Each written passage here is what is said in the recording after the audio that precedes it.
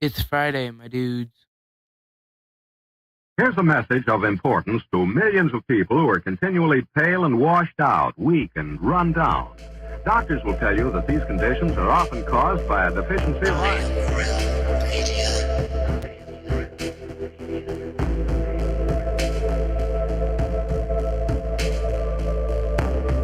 The iron you need to keep you physically fit and mentally alert.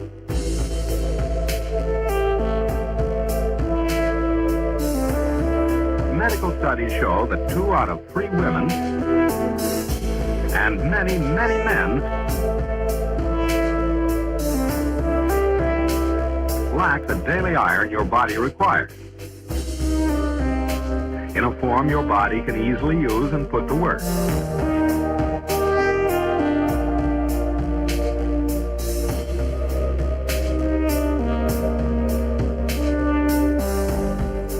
Every dose gives you more than your daily minimum iron requirement.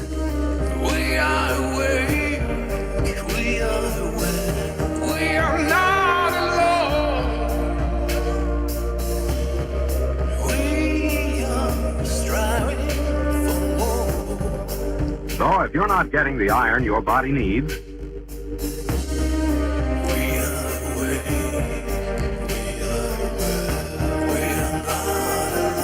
if you feel weak, run down, and are easily upset,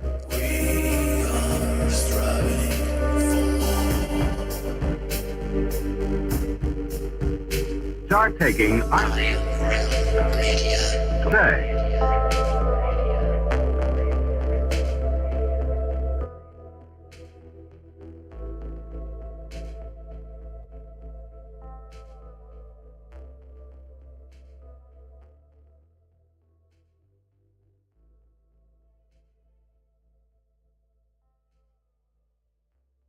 I'm starting off fresh, and I feel good.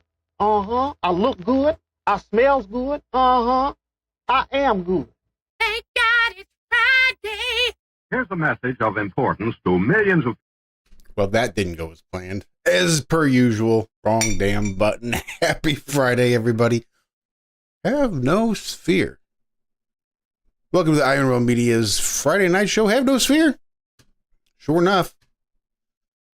'Tis Friday. 'Tis been an uneventful Friday. I've been stamping parts all day with ink. Sometimes successfully, sometimes less than successful, which means I've got to start over. So it's been quite frazzling at times. So we're going to ignore the fact that I've been stamping small parts all day and jump right in and start saying hello to folks. Let's start off with the ladies, just because I feel that we can. And I know she's there, and she's got the right microphone picked out. Let's say hello to Mrs. Cami Knodel. You might recognize Cami's channel here on YouTube is Aisling717. Cami, my dear, how are you doing? Oh, I am here. You were right. I think I've got the right microphone. I think I've got the right speakers. I did have, and I figured it out. Zack, we missed this one. I figured it out during the intro when we were playing that somehow on my output on my laptop, I had it both going to my headphones and the speaker. And I managed, I know it was going duo output. I know that is weird. I'm not hearing you, Zack, but I see that your little thing is muted, so it's okay with it. It has been a quiet day. It's my brother's birthday today, so everybody say happy birthday, Vince. Listen here, bitch. Listen, bitch. Listen, bitch. My brother's got a good sense of humor. Missing him today. But yep, it is Friday. I am here. You're here. Horry is here. I have not talked to him in a long time.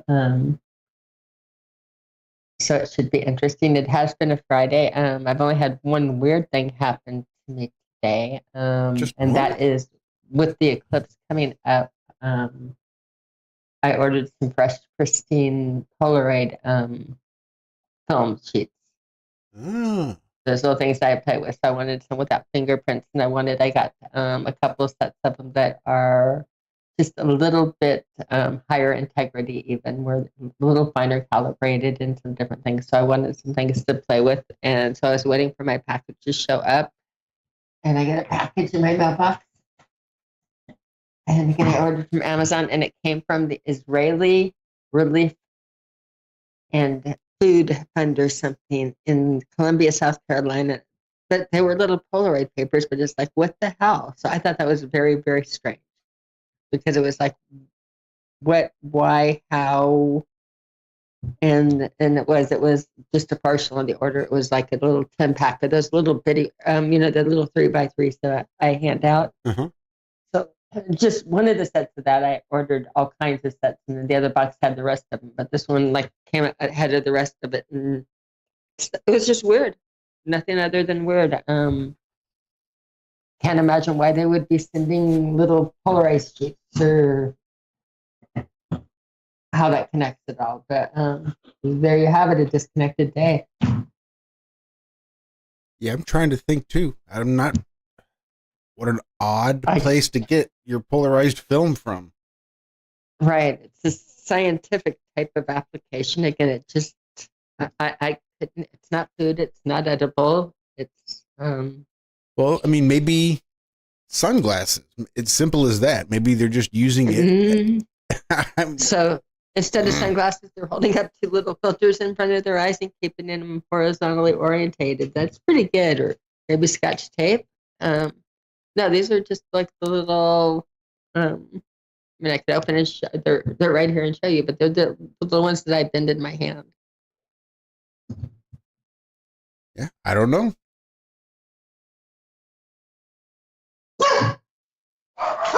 Makes no sense to me. Well, I was about to hop over and say hello to Mr. Zack, but I think he just made a mad dash for the dog.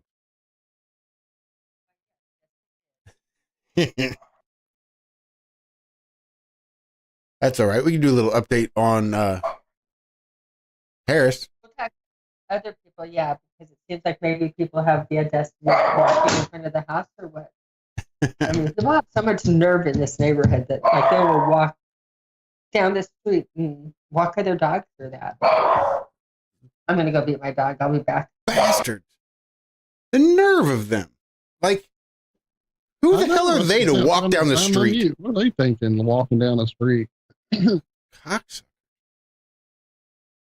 Well, Some since people. I see Zack and a little bit of Hank somewhere. They're in the back. I just caught a glimpse. That was weird. We'll say hello to Mr. Zachary Zabala. You could probably recognize his channel. It's about the only way to find it because you're never going to find it in the search bar, so you'd better fucking recognize it. Good times for all here on the YouTubes. Zack, how you doing?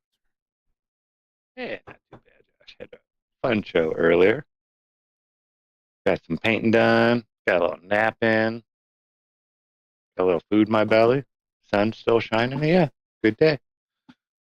Hank was singing just now. Not really. He was being a butthead, barking. But he can sing. You want to sing, Hank?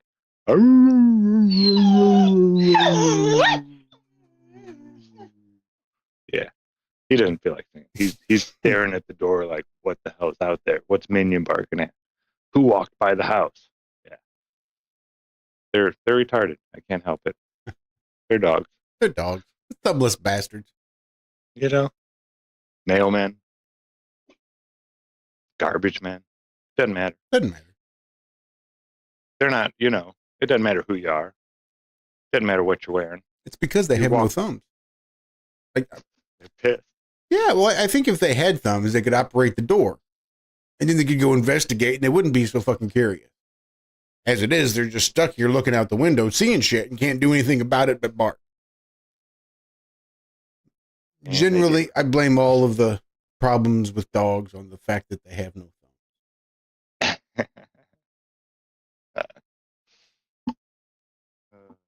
Let's roll it over and say hello to Mr. Walter Johnson. He's got a channel here on YouTube, Flat Earth Head. And who knows, maybe he'll be putting something out someday soon on his channel. Probably not a good time to hold your breath waiting on that one. Man, I record myself playing guitar all the time. It's like, well, I'll put that on the channel. And then I listen back and I go, oh, there's no fucking way I'm putting that on my channel. Yeah, speaking of guitar, this is what I'm looking at. This is not mine. This is Bellintano. Dude, that is a pedal board to be envy. I have serious P envy right now. Pedal board envy. Hold on, let me share my I just have a screens. question, dude. Do you need another delay? Because I can send you one.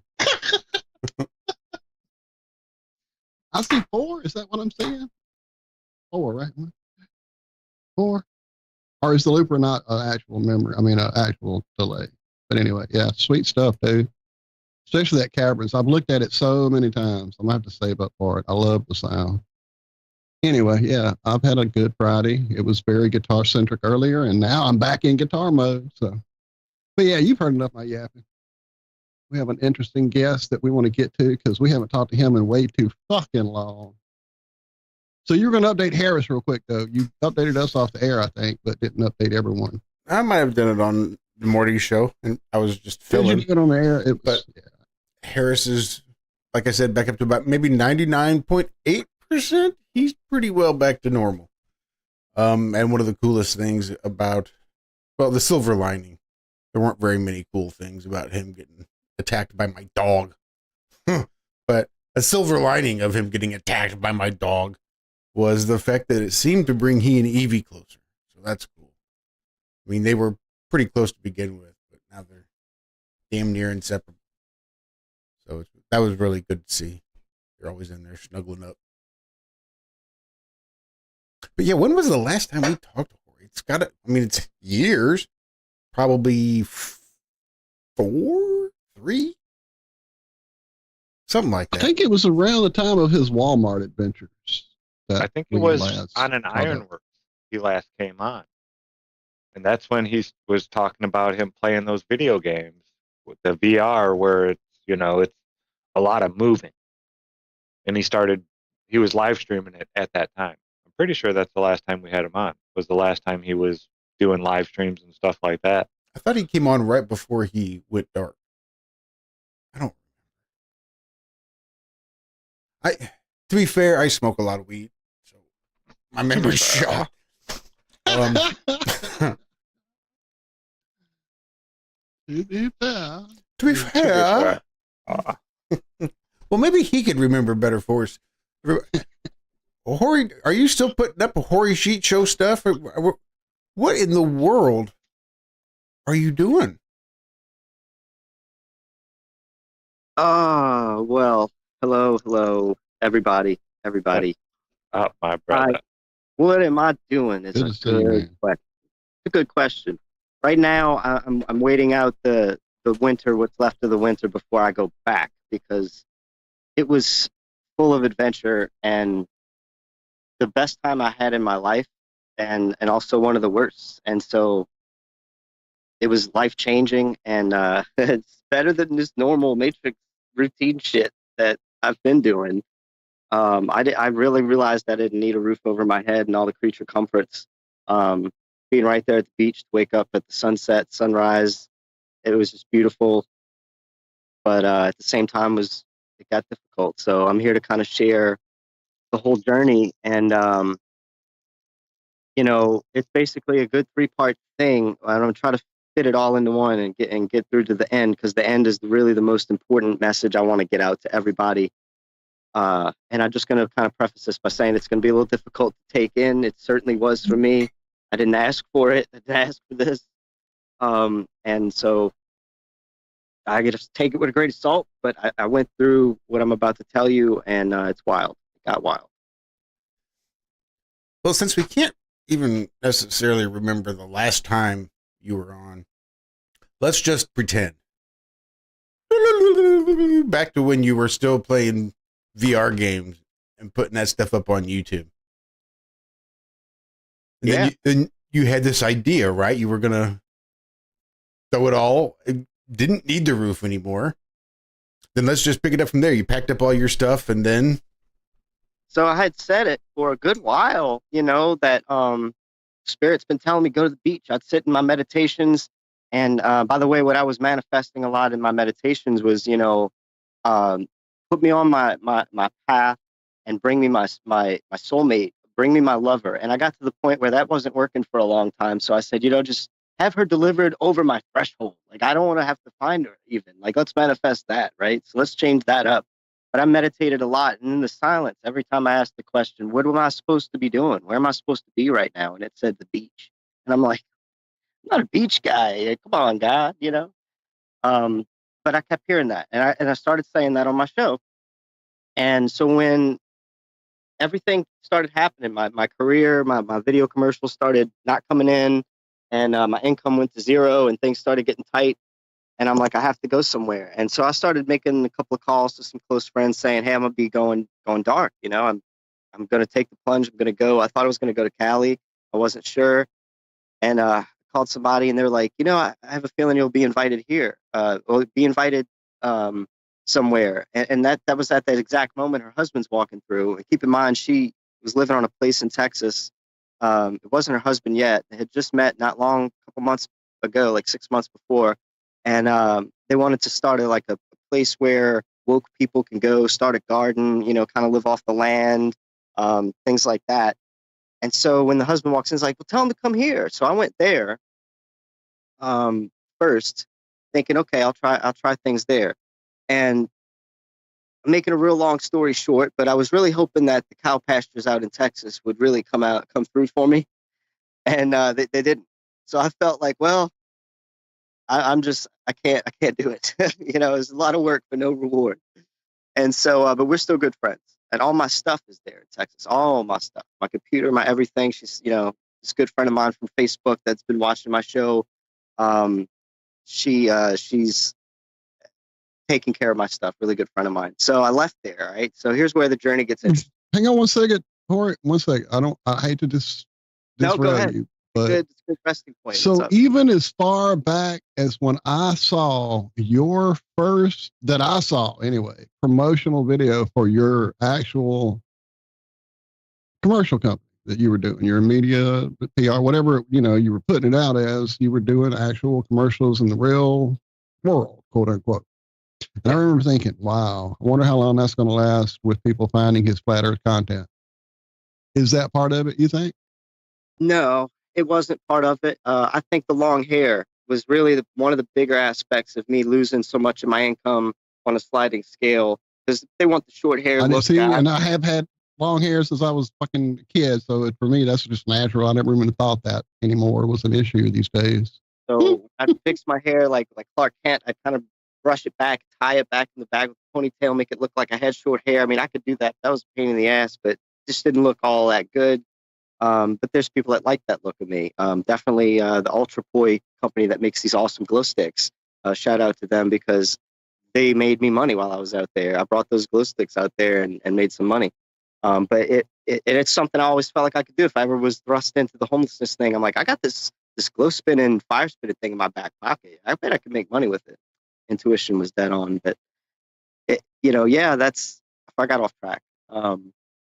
Get me back. Yeah, I wasn't trying to detract. You were in Texas and then about to head out of there because things didn't quite gel like you wanted them to. Yeah, I was definitely talking about doing it. And I mentioned doing a few things. I said in one of my streams, I wish I knew which one, because I'd go back and cut it out. But I said, yeah, if I would do this, homeless adventure and go to the beach, and called it the Beach Jesus Journey, and I had this name for it. And then I was like, I'm definitely going to get like a VR headset, be one of those homeless people out there with a VR headset. And yeah. So let me tell you, I went out to Texas, left Texas. I'm on the road, first time, fully homeless, completely going away from everybody and everyone that I know. And I'm heads on a swivel as I'm walking down the highway, just to paint the picture. I'm in like a big coat, probably 2 layers of pants, gloves. It's freezing cold in the 50s, 40s. I'm walking down the highway. I've never been in my life, heading towards a Walmart. And I see cars almost hitting me, like coming just within a few feet of me, not even seeing me. So I'm like having to get way off in the road. And after enough of that, a few hours down into my journey, I'm wearing knee-high boots, like knee-high gothic freaking badass combat boots, which I'm telling you right now is not good for walking. And I didn't realize that because they had caused blisters like this big on my feet by the time I realized. The first time I took them off was 2 weeks later. But anyway, I'm walking and I'm seeing this this thing approaching me in the darkness. And I didn't know what the hell it was. I thought it was a bull. It was like this big shadowy figure. And I'm like, well, God, an animal got out the pasture. I'm going to get run down. And my first words were, oh, shit. And it heard me, or he heard me. He replies back, oh, hey. And I'm like, oh, God, it's human. Thank God. And because I couldn't see, like, for some reason, it was just, he was like a silhouette. So he's like, man, I thought you were Jesus Christ walking up to me. And then I was like, oh, man, I thought you were an animal about to run me over. And he was like, man, you know, we got to talk. And he's like, I just feel like my father that died sent you in my path. You know, some of the things I had said to him, he really connected with. And I told him, you know, because I found out, like, what are you doing? He's like, I'm homeless. I'm heading that way. So the first homeless guy on this homeless journey, that's what he said to me. I was like, I'm on my path. Like, that gave me so much confidence to keep walking in those damn boots, you know? So I get to Walmart. This is stupid. Get to Walmart. For some reason, I didn't have the right phone service, or I needed to get something right with my phone. I ended up having to get a new SIM card. So I bought Track Phone. Don't ever get Track Phone. Please, God, take it from me in this testimony. Track Phone SIM doesn't work. Long story short, I spend a week in the Walmart every day, all day, on their phone trying to work out with tech support why the SIM card ain't working. And they're giving me a million excuses, but I can't return it because it's prepaid. So it's like, That was one of my first misadventures with the cell phone. Was an early Nokia yellow bricky thing going through that fucking company's cards or whatever. And dude, every fucking time we would load it, something would go wrong. Yeah. So they hadn't gotten any better. And this was early brick phones. Nightmare trying to get my phone to do everything it needed to do. I needed GPS and it would only make calls or some stupidness. So I was like, I had been at the Walmart every day. The employees knew who I was. I looked like an axe murderer in the black leather jacket that I had, and the black pants and the black knee-high boots and like long hair, and I looked rough. And but they were cool with me. They were really cool with me. I was using the gardening section as like my motel room because I'd put out the beach chair. I'm sitting by the plants and I'm just waiting for the tech support guy to call. And they can't really, they weren't going to kick me out because they knew I couldn't return it, you know? So they were kind of like, just let him do what he's got to do, you know? But anyway, it gets, I'm sitting there. I'm like, man, this is, by this time I hadn't smoked in a week, you know, hadn't smoked any weed in a week. And I'm like, this really sucks. You know, I can't do this much longer. And the guy that's putting up furniture in the lawn section, strike up a conversation with him for a minute. We start talking some conspiracy stuff. He's like, you smoke cigarettes? I'm like, yeah. Like, I'm gonna go out and smoke a cigarette. You want to come hang out? Like, yeah. We go out. He's like, hey, I got a confession. I don't smoke cigarettes. I'm like, hey. So he smokes me. I get so blowed. This is where my luck turns around because I'm still waiting on the SIM card. I get a phone call. A friend of mine that real close friend of mine, she's like, hey, I got a proposition for you. I said, what? I know somebody I met in VR on one of these social VR chat room things because I got her into VR. So she meets somebody in VR. Says, this friend of mine has a problem. Her shit blew up. Her business has crashed. Her girlfriend destroyed her house, stole everything. She needs help running a vape store. Oh, where at? Florida. Oh, okay. Where at in Florida? Ormond Beach, Florida. All right, I'm heading there. Like, I got enough money. I'll take the bus. Let me go. I went to Cricket. I bought a new damn thing. I spent the money. I was like, screw the money. This is the sign that I need. That this is the first destination, beach destination. Right? Right. Beach Jesus time. Beach Jesus time, baby. So that was it. I mean, it started lining up. The synchronicities were real, my dudes. And that was quick, Horry. Real. You said not to let you forget about the signs.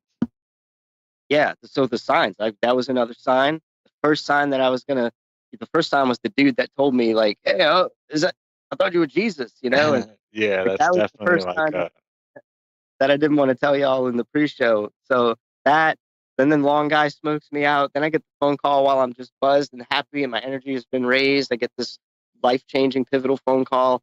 My friend needs some help at a vape shop in Ormond Beach. I go there. I'm like, hey, for a place to stay, I'll help you do whatever you need. Clean it. She had 12 Great Danes. She had 3 or 4 Great Danes. One of them had puppies. Then they had 12 Great Dane puppies pooping all over the house, all over the rugs, carpet, furniture. I was big dog. Big dog. So I'm like, I'm doing this. at night, helping her run her shop in the daytime. She taught me how to work everything, and I mean, I just caught on like that. I slept in the vape shop, and I was 15 minutes from the beach, and never really took advantage there. Maybe went twice or whatever. But here's the thing. Just so you know, real quick, again, I hate to derail you, dude. I Oh, go don't ahead, do go ahead. Facebook. I'll go drop our show back when I was doing the Ironworks after show stuff on TFR. Yeah. But when I would see your videos in that vape shop, I would stop and I would watch them and laugh my fucking ass off. So it was great. I appreciate those. I was a goofball. Yeah, I was like getting down on my knees and doing like the slide and walk show and all the pipes and the product and everything. She had all kind of pipes and bongs, glass pieces, and one of them was a lightsaber. It lit up and made sound and everything. You could smoke out of it. It was like a $3,000 piece. I mean, she had some stuff in there. So that was fun. I met a lot of interesting people. I've always wanted to work at a vape shop. I did it free because I wanted to help this lady. And I mean, she didn't really have any money to pay me. Her shit was falling apart. So it was like my karmic thing. Help this lady for a place to stay. Just knowing I'm at the beach where I need to be for God was good enough for me. And I woke up every morning, 11 o'clock, ran that store, usually stay open till 7 or 8 at night, but I ran it till 3 in the morning, dude. I didn't care. I was on the computer doing what I want. People would walk in, I'd sell them something and get back and make AI art. That's what I did all day, was fuck around with AI. Fuck around with AI art. Said it again. But I was a priceless asset to this lady to have a free employee work in her store 12 plus hours a day while she got artist at that, that knows how to do all this type of stuff. For real. Yeah. You're not just an artist. You, in the virtual world, you understand all that stuff. You've been doing this for how long? I could have started helping her get some. She had 5 businesses. She had 3 vape stores. One was even closer to the beach. She was going to turn into a VR/vape shop. Imagine that. VR lounge, hookahs, VR stuff. Right there, you're looking out the door, you see the beach. So I was about to help her get all that started. So this is what I was looking forward to, right? Thinking, all right, beach journey's getting pretty damn cool, right? Then I get a phone call. I've been in touch with this person since high school. This person is the little cousin, got to follow this, little cousin of my ex-fiance in high school. Well, I put a ring on this girl named Ginger's finger in high school. We almost got married 20-something years ago. Little cousin calls me up. We had been in touch talking every now and then. She goes, hey, guess who I'm bringing back home with me? I'm like, what? She's like, I went to Mississippi. I picked up your ex, and I'm bringing her to Florida. She's 2 hours away from where I was in Ormond. So I was like, it's heating up. Like the NBA Jam game. It's heating up. I was like, what's going on with this? This girl in particular was the one that I would sit my ass on the concrete and ground and meditate and face the sun for all this time, a year plus, meditating for my love back. And I had her in my mind. And then turns out she wanted to meet me. She got brought to me and walked over my threshold at the vape shop as I manifested. To make a long story short, and this is something I'd go into more detail with maybe on the different show, but not to skim over it. I'm gonna try to say this, and I feel the anxiety because it gets weird. We had it was great. It was golden. We dated for 2 months. We saw each other 3 times in those 2 months, and then she's like, I made the joke. Why don't I just come out there? I mean, I'd live in the damn bushes to be with you every day. I'm not getting paid over here. And she's like, well, come on. And I'm like, are you serious? She's like, yeah, I'm serious. I'm like, come on, are you really serious? Because I was just kind of joking, but I'd do it, And she's like, no, do it. So she gave me an ultimatum. She's like, if you don't do it by Thursday, I'm gonna be mad. And so she got aggravated Thursday, and I was taken aback about 2 in the morning when she's on the phone with me saying, why are you not coming? I'm like, seriously? So she's like, get a ticket. I'm like, all right. So here I am. And we had problems. Me and the chick that was running the vape shop, she was a real bitch. She wasn't really treating me right. So I was ready to go anyway. So I'm like, all right, I'm doing it. So I locked up the vape shop, left the keys there, took a Greyhound, ended up finding a cool ass spot. Felt like I found an island retreat. I have pictures. Felt like an island retreat out there I found in the woods. No bugs messed with me. There's a creek running under me. Little little did I know when it rained, it was a death trap. I found that out one day. That was fun. But, you know, Gotta watch that shit, dude. there was like 2 Yeah. tons of water that would fucking come through that same gully and fall right where I slept with my mat. And I found it was raining and trickling one day. So I got up and I sat under the little concrete dip and I watched all this water pour. I got a video of it. And I'm just like, I slept right there. I would have died if I didn't get up here 3 minutes sooner. Man. You know, like, so anyway, I'm having fun. I'm living out there. After work, I go hang out with her. This was only 3 days in. Things got weird. We had a conversation. I said she was messed up on drugs for all this time with a dude that was abusing her and beating her, psychopath, meth head, you know, alcoholic, meth head, failure, drug dealer. You know, keep her at the house, not let her get on Facebook, have any friends. You know what I mean? It's kind of like trapped. And that's what I felt in my damn soul when I'd ask, where's my soulmate? She's trapped. She's trapped.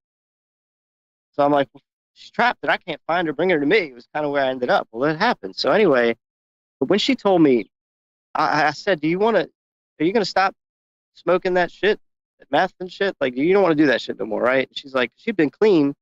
She's like, oh, well, yeah, you know, like, maybe every once in a while, maybe, you know, it's not a problem. You know, I'm like, oh, God, I've been through this before, dude. So this chick was drinking rum one night, drinking a whole lot of rum one night.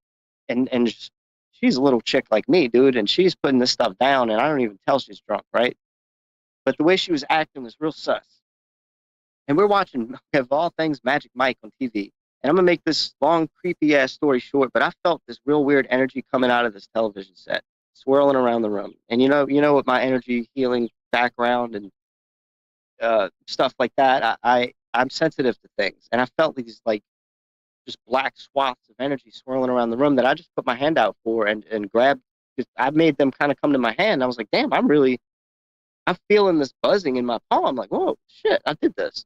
So then I'm doing this, and I'm kind of in a trance with it, and she's sitting next to me, and she looks over, and she's like, oh, she puts her hands over this bubble, and I'm like, she's never been interested in this stuff, right? So this is kind of weird.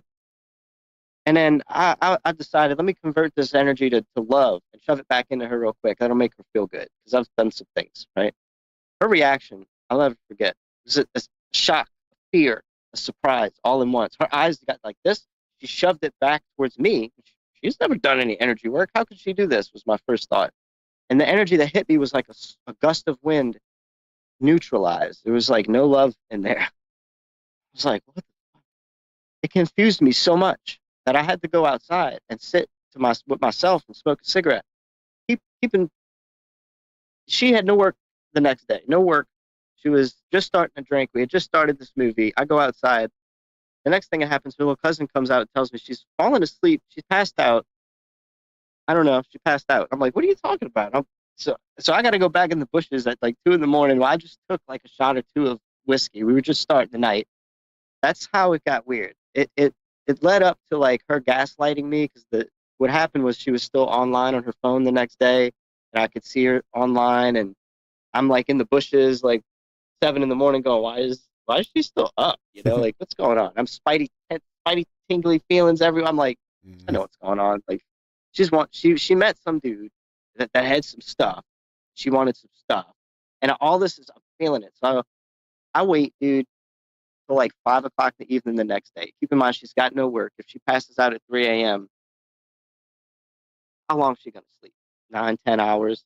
So I went past the 12-hour mark. I start making calls. Well, she's still active. She's not answering calls. So here's the thing. We end up breaking up. I get my heart broken over text message because I called a couple of times in a row. This is pretty much it. That's it. I got broken up like that. And I was like, you have no idea. First of all, what I knew, she had told me the night before, the ex that she was psycho trapped by in Mississippi had gotten wind of where she was that week, this past week. So he knew where she lived, and he was getting evicted from the house that day. So this was about the time his ass would have showed up at the house, and she's gone silent, not answering the phone. So I've got all this like weird energy, then the fear of like, what if this dude's over there? Because she didn't answer, the little cousin didn't answer. I was like, oh, what the hell's going on? Nobody's at work today, you know? So it was weird. I was scared. But I only made like 3 phone calls before she's like, oh, you're acting like my ex, and broke up with me. So that happened. And I'm like, dude, I thought if I ever have that happen, that I would just off myself. Like, because this girl had been in my mind and in my heart for 20 plus years.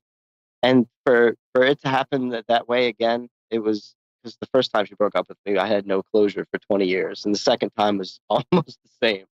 But instead of offing myself, I just like, what overwhelmed me was disappointment. Disappointment. Because I knew what happened. Spirit led me to her. She's got a lot of healing to do. She's got a lot of work to do. She's been through a lot. Let me ask you this, man. When you and her got together, was it that feeling of, here we go again? You know what I'm saying? Like, we've done this before in a past life. Are we gonna be able to figure it out this time? Or was this like a fresh, new I think I've person? always, You know what I'm saying? I know you know what I'm saying. We've had quite a few conversations away from the show, but I think at the very least, I know that we were supposed to do this in this life together. Like, it was supposed to be me and her. We were definitely the option A for each other. And I don't think she could have really run me ragged, dude, and I would have put up with a lot of shit because I just felt that way about her. Like, I'm supposed to help this girl heal, that's it. And so, like, I was ready to go down a hard road of helping a meth addict get sloppy and recover. Hopefully, I was just going to be ready for that. I wasn't ready for that with some other ones. When I caught that shit, I nipped it in the bud. It wasn't her, but I was ready to do it for her.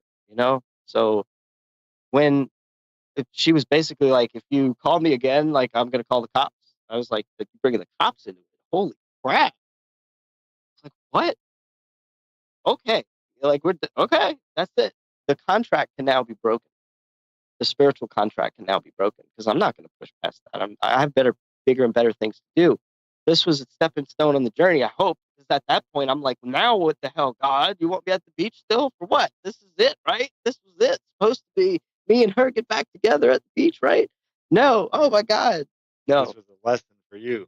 This was a big lesson for me to say, stop manifesting her because she ain't worth it. Move on. Or it's just not time. It ain't time, but it certainly ain't something I need to keep looking over my shoulder when I'm with somebody. Exactly. Yeah. What if it was her, the one I really want? Well, now I know I don't want her like that no more. That's for me. If she comes, now get this. This is where it gets funny. So we break up, spectacular fashion. Cops threatened. I'm like, I'm just trying to get my stuff charged before I go back into the unknown, and she's out yelling at me. Like, I mean, I'm telling you, like, a dude from her work shows up and he comes to, like, oh, she wants to just hang out. I'm like, come on, bro. Like, just hang out with my woman. She's like, no, it ain't like that. She's trying to play him. She's playing me. All this bullshit going on. She's yelling at me. I get my stuff charged. I leave. I'm thinking, now what, God? I make another phone call or somebody catches wind. You know who catches wind of it or however it transpired? We know him here at the show. And I can't help but tell my story, and it gets hard if you're a friend of the THC Truth Show, Mike. Right. THC Mike. Mm-hmm. Before you get further, man, I know you were kind of already trepidatious. It's been a while since you've talked with people. You're sharing some stuff that's very personal to you. This situation with this person, the girl, and what's about to come. And just to let you know, I mean, there's people in chat who've been through these things. Big Pine Sailing had to pull over, been through similar, brother. Fact is, you can't love you and you deserve love, so turn your back and move on far away. So, yeah, you got lots of support here, friend. Thank you, guys. Thank you. The overwhelming feeling was not heartbreak, and it was not sadness, and it was not thoughts of suicide. The overwhelming disappointment, I'm sure. Disappointment that she didn't recognize what happened. She didn't recognize I'd manifested this back into my life. I've been nothing but a healer for traumatized, broken women. And I've helped a lot of them. I've helped a lot of them through a lot of their stuff. And she was the one I always wanted to help. So she passed up an opportunity, and that was why it was disappointing. And that's it. I mean, I don't say that with any ego, because I felt like we were supposed to be that twin flame something, right? But I don't think she's my only one. I think she was just like if I'd have lifted her up to like my level, I would have basically been opening her lotus flower, letting her bloom into the proper feminine, magical woman she really has the potential to be. But been so pinned down. She's been pinned down by the dark side, dude. Her evil came out that night. All the shit she's been through had manifested into her, and she looked a lot like Holly that night when I had that whole experience with Holly. And I recognized that. And so I was like, yep, that's the kind of project I was up for, you know, and I'd go through it for her, but only her, you know. But now that it's over, relief. I dodged the bullet. I dodged a lot of work, a lot of hard work, but I get to break the contract. I think I believe in that, where it was supposed to be me and her, but yeah, not going to deal with the cops, right, God? Okay. Well, I mean, you have to realize that it wasn't just your side of it. You know what I'm saying? You weren't the only one in that contract. She also was in it. So, you know, to me, we all set up these things.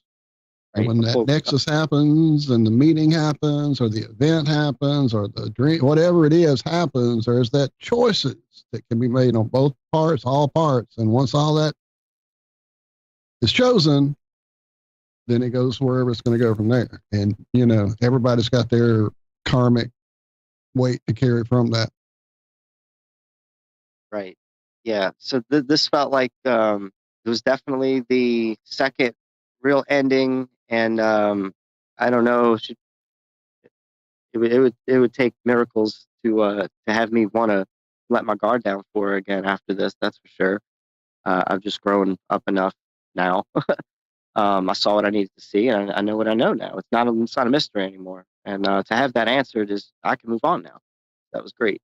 It was a wonderful thing to go through. I found the beauty in it, and that's something we need to do for anything. If you can, is just find the good in it.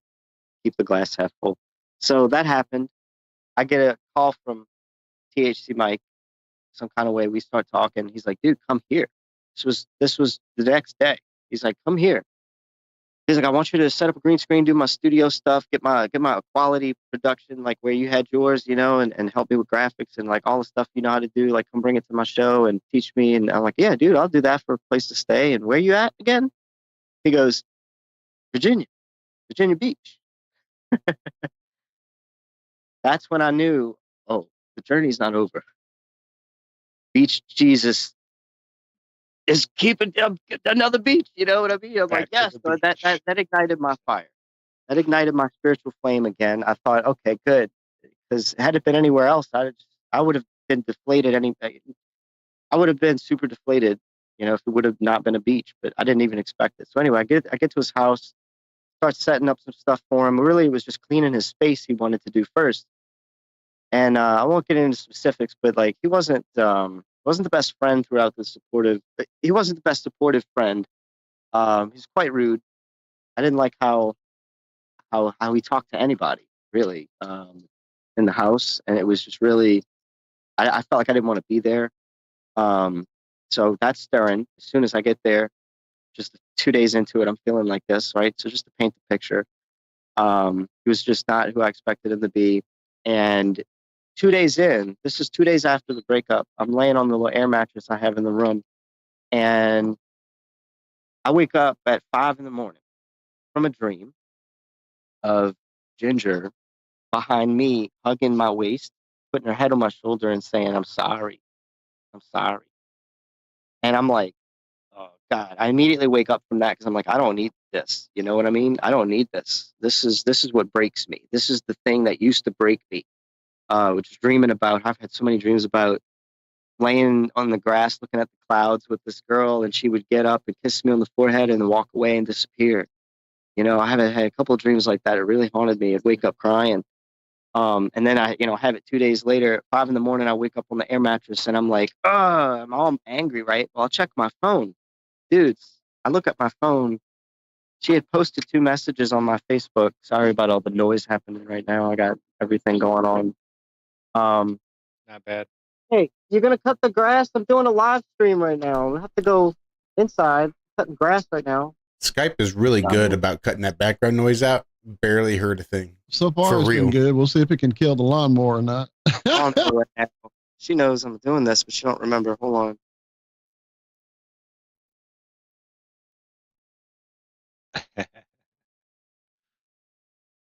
The old lawnmower. All right. Anyway, so she's like looking at me like, I'm going over next door. Like, okay.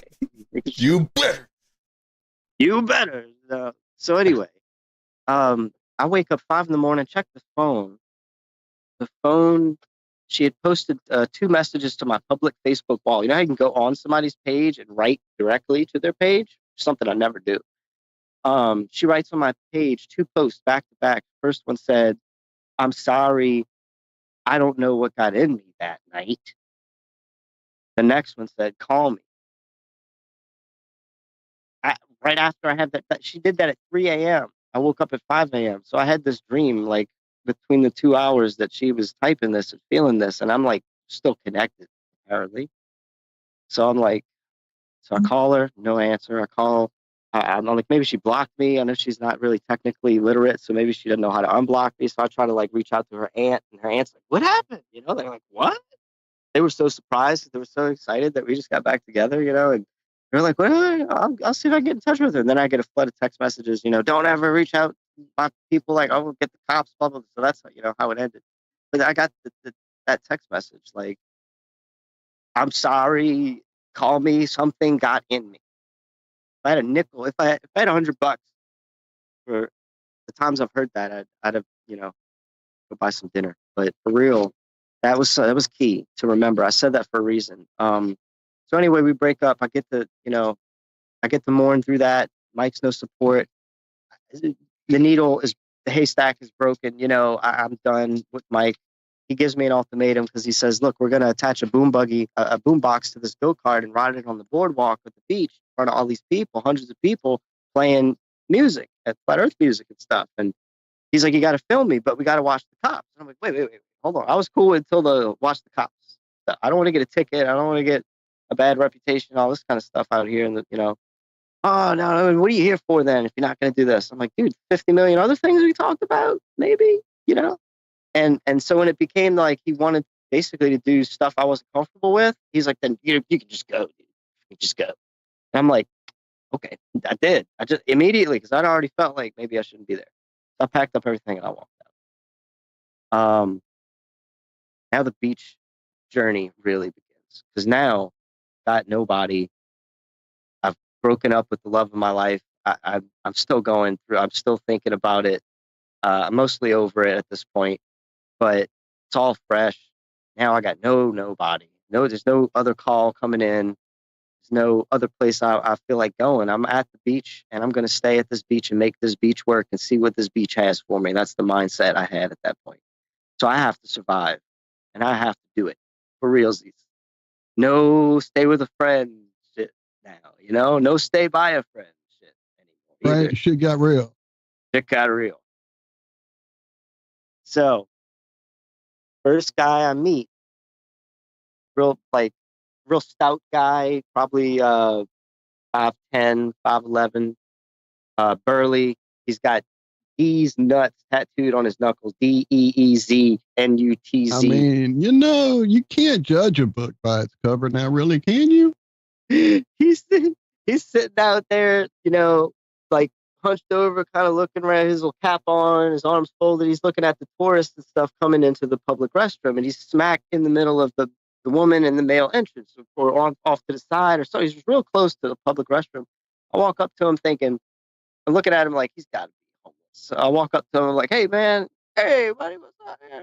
Like, man, you know, I'm freshly homeless, just trying to figure out, you know, like where can I go to like do this and that? And he's like, oh, right. So he gives me the rundown, tells me where I can go eat breakfast for free in the morning, tells me where I can get new clothes, all this kind of free services. I'm like, oh, really nice guy, right? We're cool.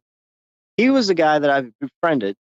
He took me under his wing, showed me how to get cardboard out of the dumpster, put onto the moist ground to sleep, so you're not going to get cold, you're not going to get wet by the morning dew. And he was real careful about cleaning shit up so they wouldn't bother him or mess with him while he's doing this. Or we'd wake up at 6 a.m, throw all the stuff away. You know, he taught me kind of the ropes, how to do it mostly right. And we called him Detroit. His real name was Terry. We called him Detroit because that's where he was from. And he'd been living on the streets for like 8 years in that area. So he knew everybody. He knew the cops. He knew all the employees at all the places, all the hotels. He knew all the homeless people. He knew where to go, where not to go, to stay away from this and that. I learned a lot from this dude in that first crucial, couple of weeks, month really. I was learning the ropes for a good month and a half before I really felt like I could break away. But it wasn't a choice to break away. It became a mandatory thing because once meth and alcohol started rolling through our little clique, apparently this dude had an addiction he couldn't deal with. And different new people would roll through that I'd never seen. I'd make friends with people I know I didn't want to make friends with. I can read you like a book. And I'm like, my stuff started getting stolen. Like, you know, I got to start distancing myself from these people. I didn't really drink with them. Like, I would take a shot or two here and there with different people. I'd do them favors. I'd go get their liquor and they'd give me a couple of bucks. I was able to make a couple of bucks because they were banned from these liquor stores. And I ultimately had to stop doing that because they were ruining themselves on the alcohol I was helping them ruin themselves on. So I had made friends by doing these little fairy errands. And then I had to kind of be like, guys, I can't watch y'all passing out in front of places, pissing on yourself drunk. That's like, I can't support that. I can't, for a couple of bucks, it ain't even worth. I just wanted to help you out. But, for example, there was a guy who was crippled, old black man, real skinny old black man, and we called him Pep. And he could walk, but he really needed a wheelchair. And, man, you put some music on, his oldies he liked, Sun, Wind, and Fire and all that kind of stuff. And he'd get out, he'd start dancing. And he just raised everybody's spirits. He was the funniest, guy. But, man, he drank so much. He'd pass out everywhere. I'd help him cross the street in his little wheelchair all the time. I really helped a lot of people. I'm going to get into that. That's what I was put on this beach for, dude. Helping the other homeless, feeding them eventually. I was out there. I mean, I'm darting around like time spectrum here, but I, was approached. Basically, let me say, I still didn't know where I was, and I kind of met this dude, and I started to explore different places. I needed water. I was like, I'm thirsty. Looking in these fancy buildings, I walk in this building, looking like a rag ball, and I'm like, yeah, there's a water fountain. So I asked the lady if I can have water. I had walked into a bank. I didn't know. And they're like, hey, we got pecan rolls and chips. You want some? I'm like, yeah, thanks. So I grabbed some. While I'm walking out, found an outlet to charge my phone out there outside their building. So I'm plugging up to their electricity. Well, here they come walking around the corner. And I'm like, oh, shit. I don't want anybody to really see me. And they have bags in their hand. And they're like, hey. And I'm like, oh. They're like, would you like some waters? They had a whole bag full of chips and waters and pecan rolls. And they were like, you want some coffee? Come inside, get a cup of coffee. And I'm like, y'all are so nice. Oh my God. And that was the start of me realizing that things are going to work out. I was going to meet really nice people. And I did. Well, I mean, personally in life, I've been around a lot of situations where you can get approached by people. And if you don't have that sense, we all should have, but some people have it dulled out by this worldly bullshit. Who's up to no good and who's not, who's there in a serious need, or who's about to go buy another fifth, or you feel it, you can tell. I used that skill wisely out there. I had to. My life depended on it. My stuff. Oh, I'm sure it honed like incredibly, like 20,000 fold to be surviving by it. Fucking A, dude. Yeah, dude. Yeah, it really did. It really did. It came in handy. It came in handy a couple of times, especially when I had my money stolen. Dude, I was like, hey, here's $30. I gave it to a crackhead to go get some weed. He steals it, plays it off, said he gave it to this other guy. The other guy's like, I ain't giving it back, tries to fight me for it. I was like, all right, I'm going to get my money back. Spirit's like, just wait outside the bathroom. Just wait 2 minutes outside that bathroom. So I'm like, all right. So I listen to Spirit, like that kind of listen to Spirit. I'm outside. I hear him talking and laughing. I'm like, oh, they both somehow went in the bathroom. I didn't realize or something. And so I'm waiting. Or maybe I did realize, but Spirit's like, just go stand by the bathroom. I'm like, all right. So I'm waiting. I hear him laughing, and I peek around the corner, and they both gave each other a big old hug, like, yeah, I got it with that motherfucker, yeah. And the dude hands them over the $30. I run through there like, skippity-dip. Take my money and go. You ain't going to get over on me. And there was times where people really, they couldn't get over on me, or if I did, something did get stolen from me, it got replaced in a miraculous way. For example, I bought myself this AC power unit that served as a power source for me to charge my phone and stuff like that. And because I couldn't charge my stuff at the outlets anymore. They started kicking us out of the little spots that we would stay that had public access outlets. Started putting up no trespassing signs because they didn't like us hanging out charging our stuff. So I had to get this little thing. It was spent $80 on it, right? Get it from Facebook Marketplace. I must have passed out in my chair and I must have left it out. Sometimes I don't pick up everything and scoop it up close to me. And I passed out. It's gone the next morning. I was so upset about it. Now, I had a guy, long story short, I can't even get into that yet because let's just say I found a skill. I started figuring out what am I going to do to make money? I'm not going to just beg all the time to make money. There was times I'd roll a sign like everybody else. We'd get a couple of tips and we go basically buy some weed or buy some food or whatever. But I actually, oh my God, I'm sorry I'm jumping around so much because I want to say something, but I got to preface it with how I started doing what I was starting to do to even get to this point. But I could just say, like, this guy was really nice for the first 2 days he met me. He gave me like $20 and the next day gave me 40 and met me on the third day where he wanted something that I had. And I'll tell you, I'll get back on track on that. And I was like, I'm all bummed out today. I had this thing stolen. He's like, how much is that? And this is a young guy, all spiffed out in his beach uniform. It's cool surfboard, real clean cut young man. And I had got $60 from him in the past 2 days out of the kindness of his heart because I was sitting there with my little donations box doing my thing. And he was like, how much was that thing? I said, $80. He comes back later that night, hands me $80. He's like, let's go buy another one. Heck yeah. I go back to the ladies at the bank. I said, hey, can y'all buy me something on Amazon and let me pay you for it? Yeah, no problem. They get the thing for me. I go to hand them the money. They're like, your money's no good here at this bank. Indian lady, I'm like, what? She's like, we bought this for you. I'm like, no. At a bank of all places. That's really kind of, yeah. The ladies bought me a belt. They bought me a hair and electric trimmer razor thing. That's why I look so sharp. Of course, when I say that, my aunt was an amazing person. She worked at a bank for years. So, just because the place is full of whatever it's full of, it doesn't mean the people are bad, I guess, there. So, real nice, like a branch you've probably never heard of, and real nice people. They care about the homeless. I found out what they do is they make homeless lunches in little bags with sandwiches and fruit and granola bars and bottled waters and Ziploc bag, and they hand them out on the boardwalk to all the homeless like myself. So when they saw me, it instantly was like, oh, let me help you. I didn't realize this until they were like, it's a lot of work for us to kind of do that. Would you mind helping us do that? So I'm like, yeah, give me a job like that. Be beach Jesus angel bringing homeless people food. I'm down. This is what I'm here for. So I got psyched. I was helping them do that. Until later on in the journey when I realized just how many of those homeless people were really, they'd given up on themselves to the point where they were really a problem to everything around them. They were the people that piss in the stairwell in the parking garage. They were the people that left the mess everywhere they ever go. They were the people that get too drunk and holler at all the young girls on the boardwalk or whip their junk out and pee right in front of them. These are you know what I'm talking about? Like, I was like, at some point I couldn't do that for them anymore. And they understood because I changed their perception on how it was to really be homeless. And they're like, they call me Neo because on this journey, I knew I was going to call myself Neo, short for neo-atheist. And I'll explain that maybe later, but they called me Neo, and they were like, "You've really changed how we, see the world. Like you've inspired us a lot."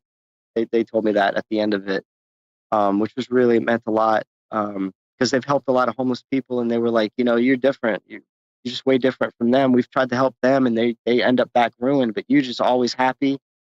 No matter what had happened, you're just always smiling. Your energy is just so bright." They would invite me to lunch. Well, yeah, some people don't really want to get better. They'll accept the help, but they're not, They have no passion. They don't know themselves. Yeah. They're here And I've seen it. I've been there, I was there in my late 20s, into my early 30s. Yeah, it sucked. Mm-hmm. But, people come out of that, and hopefully that's why, that's what sucks about when people are in that situation. there's not much you can do unless they want to get better. Right. There was opportunities left and right. The homeless outreach would put them in a place. There was jobs that they would help them get. But it was too much fun to be living on the beach, bumming money for alcohol and getting drunk all day. Why not? Why wouldn't that be fun? You figure out how to not get arrested, you're good. That's it. Just that simple. And so, early on, I figured I had to figure out how to make money. I started spinning poi. And the first night I spun poi with a little tiny shit speaker I had. I made this guy walks up to me. He was like, dude, this is awesome. He starts getting out wads of money. He handed me $25, just feeding me ones, like throwing ones at me like a stripper. It was so funny. But $25. It was very awkward because he kept saying, "Dance, keep going, dance, harder, harder." And I'm like, "I'm going as hard as I can go, bro." And he's throwing dollars. This is so funny.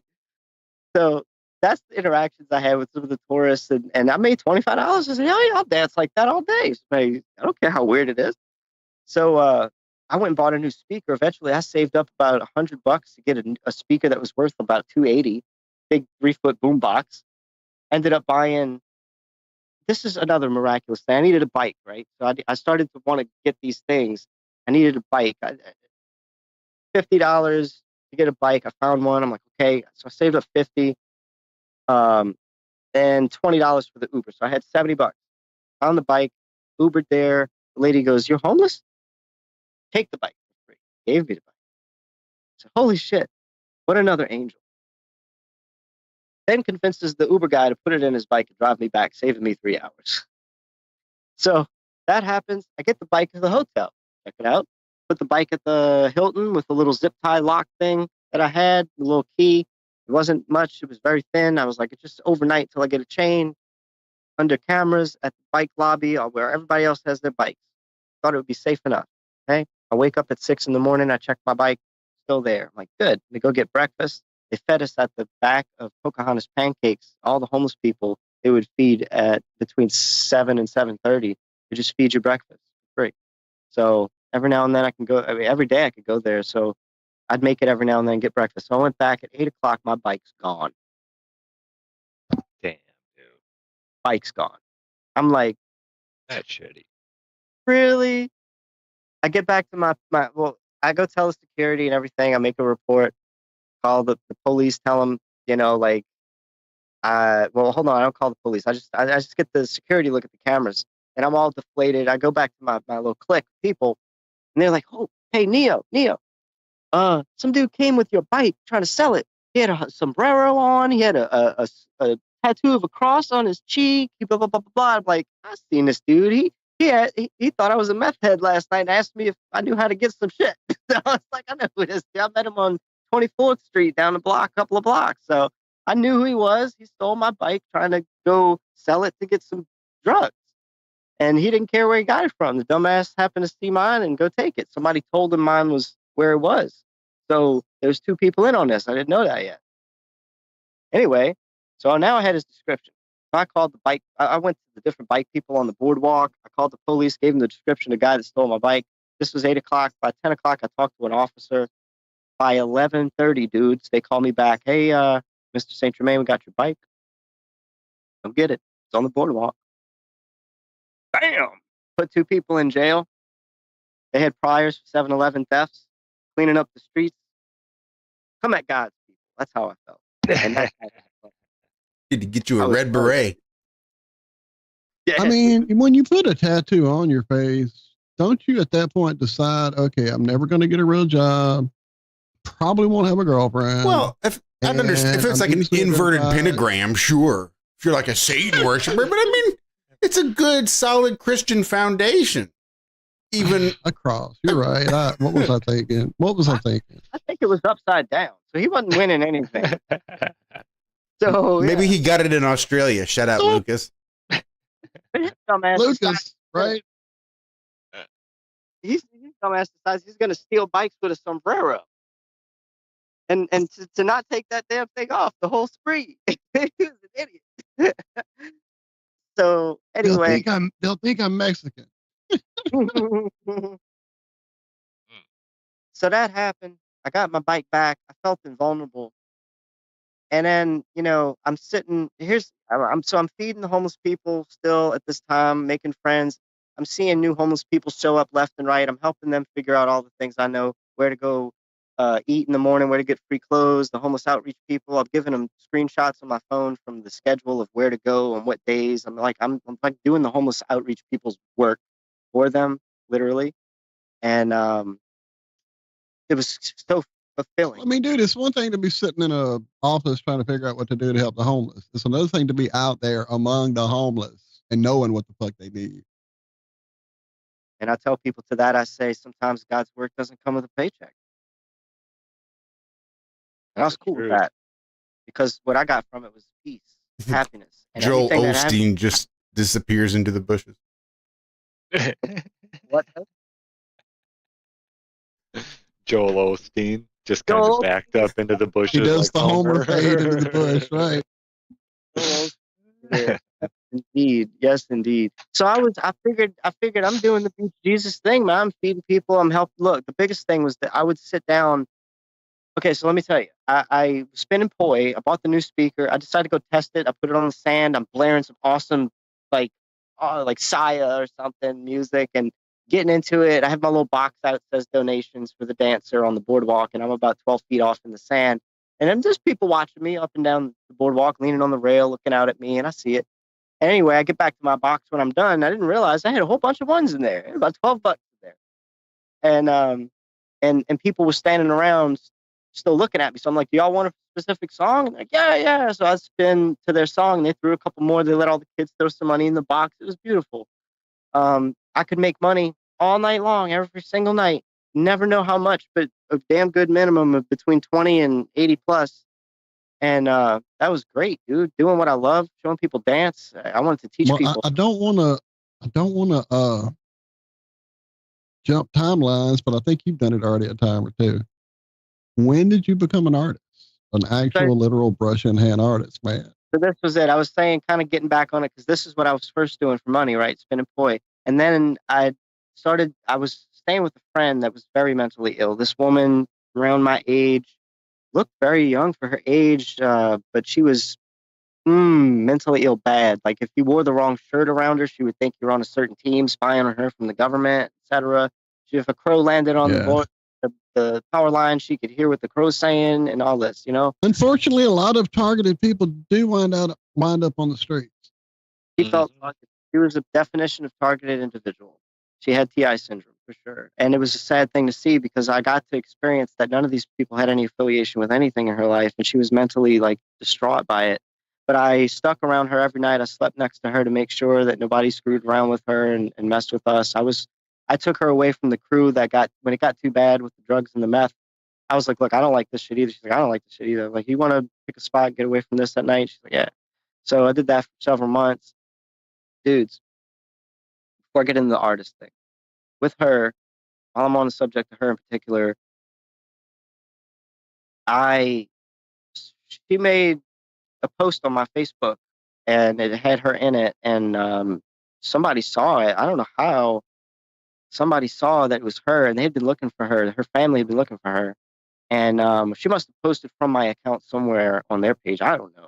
But these people, her family, reached out to me, and they were like, is she okay? And I'm like, who are you? And they're like, oh, this is her family. She walked out on us 2 years ago out of the blue with some mental episode. We haven't been able to find her, blah, blah, blah, blah. And I got the family down there to try to reunite with her, to unfortunately no avail. But that's kind of the lengths I went for some people. And there's a couple of other stories like that. Again, I can only help so much. And that was debilitating, to even be on the ground floor to help the people that nobody else could. And it's still hard. It's still, So I don't hate to interrupt your flow again, but I was going to ask you about that yesterday in our conversation because of where we got to, and I didn't want to have spoilers. So you're in a situation where, what are you literally sleeping on physically? Like, what are you physically sleeping on at night? Because, dude, I sleep in a bed, and it's fucking, I paid for that bed. It's fucking comfortable. And when I'm at war at night with things, I don't get up refreshed. And, I have barely enough energy sometimes to get up for the shows because I've had a night of fighting fucking whatever the fuck that's after us at night. And yeah, I mean, I can barely recover. So I can't imagine being, of course, you don't say that. You're out there with nature. You're getting direct download from the fucking cosmos Grounded. of the fucking firmament above us. You're grounding out. Maybe I should get my ass outside. Fuck. Telling you, think about it.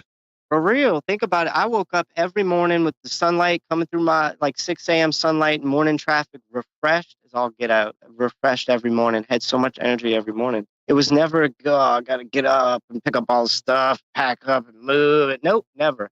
It was, ooh, all right, let's do it every day. And I think it has something to do with being grounded.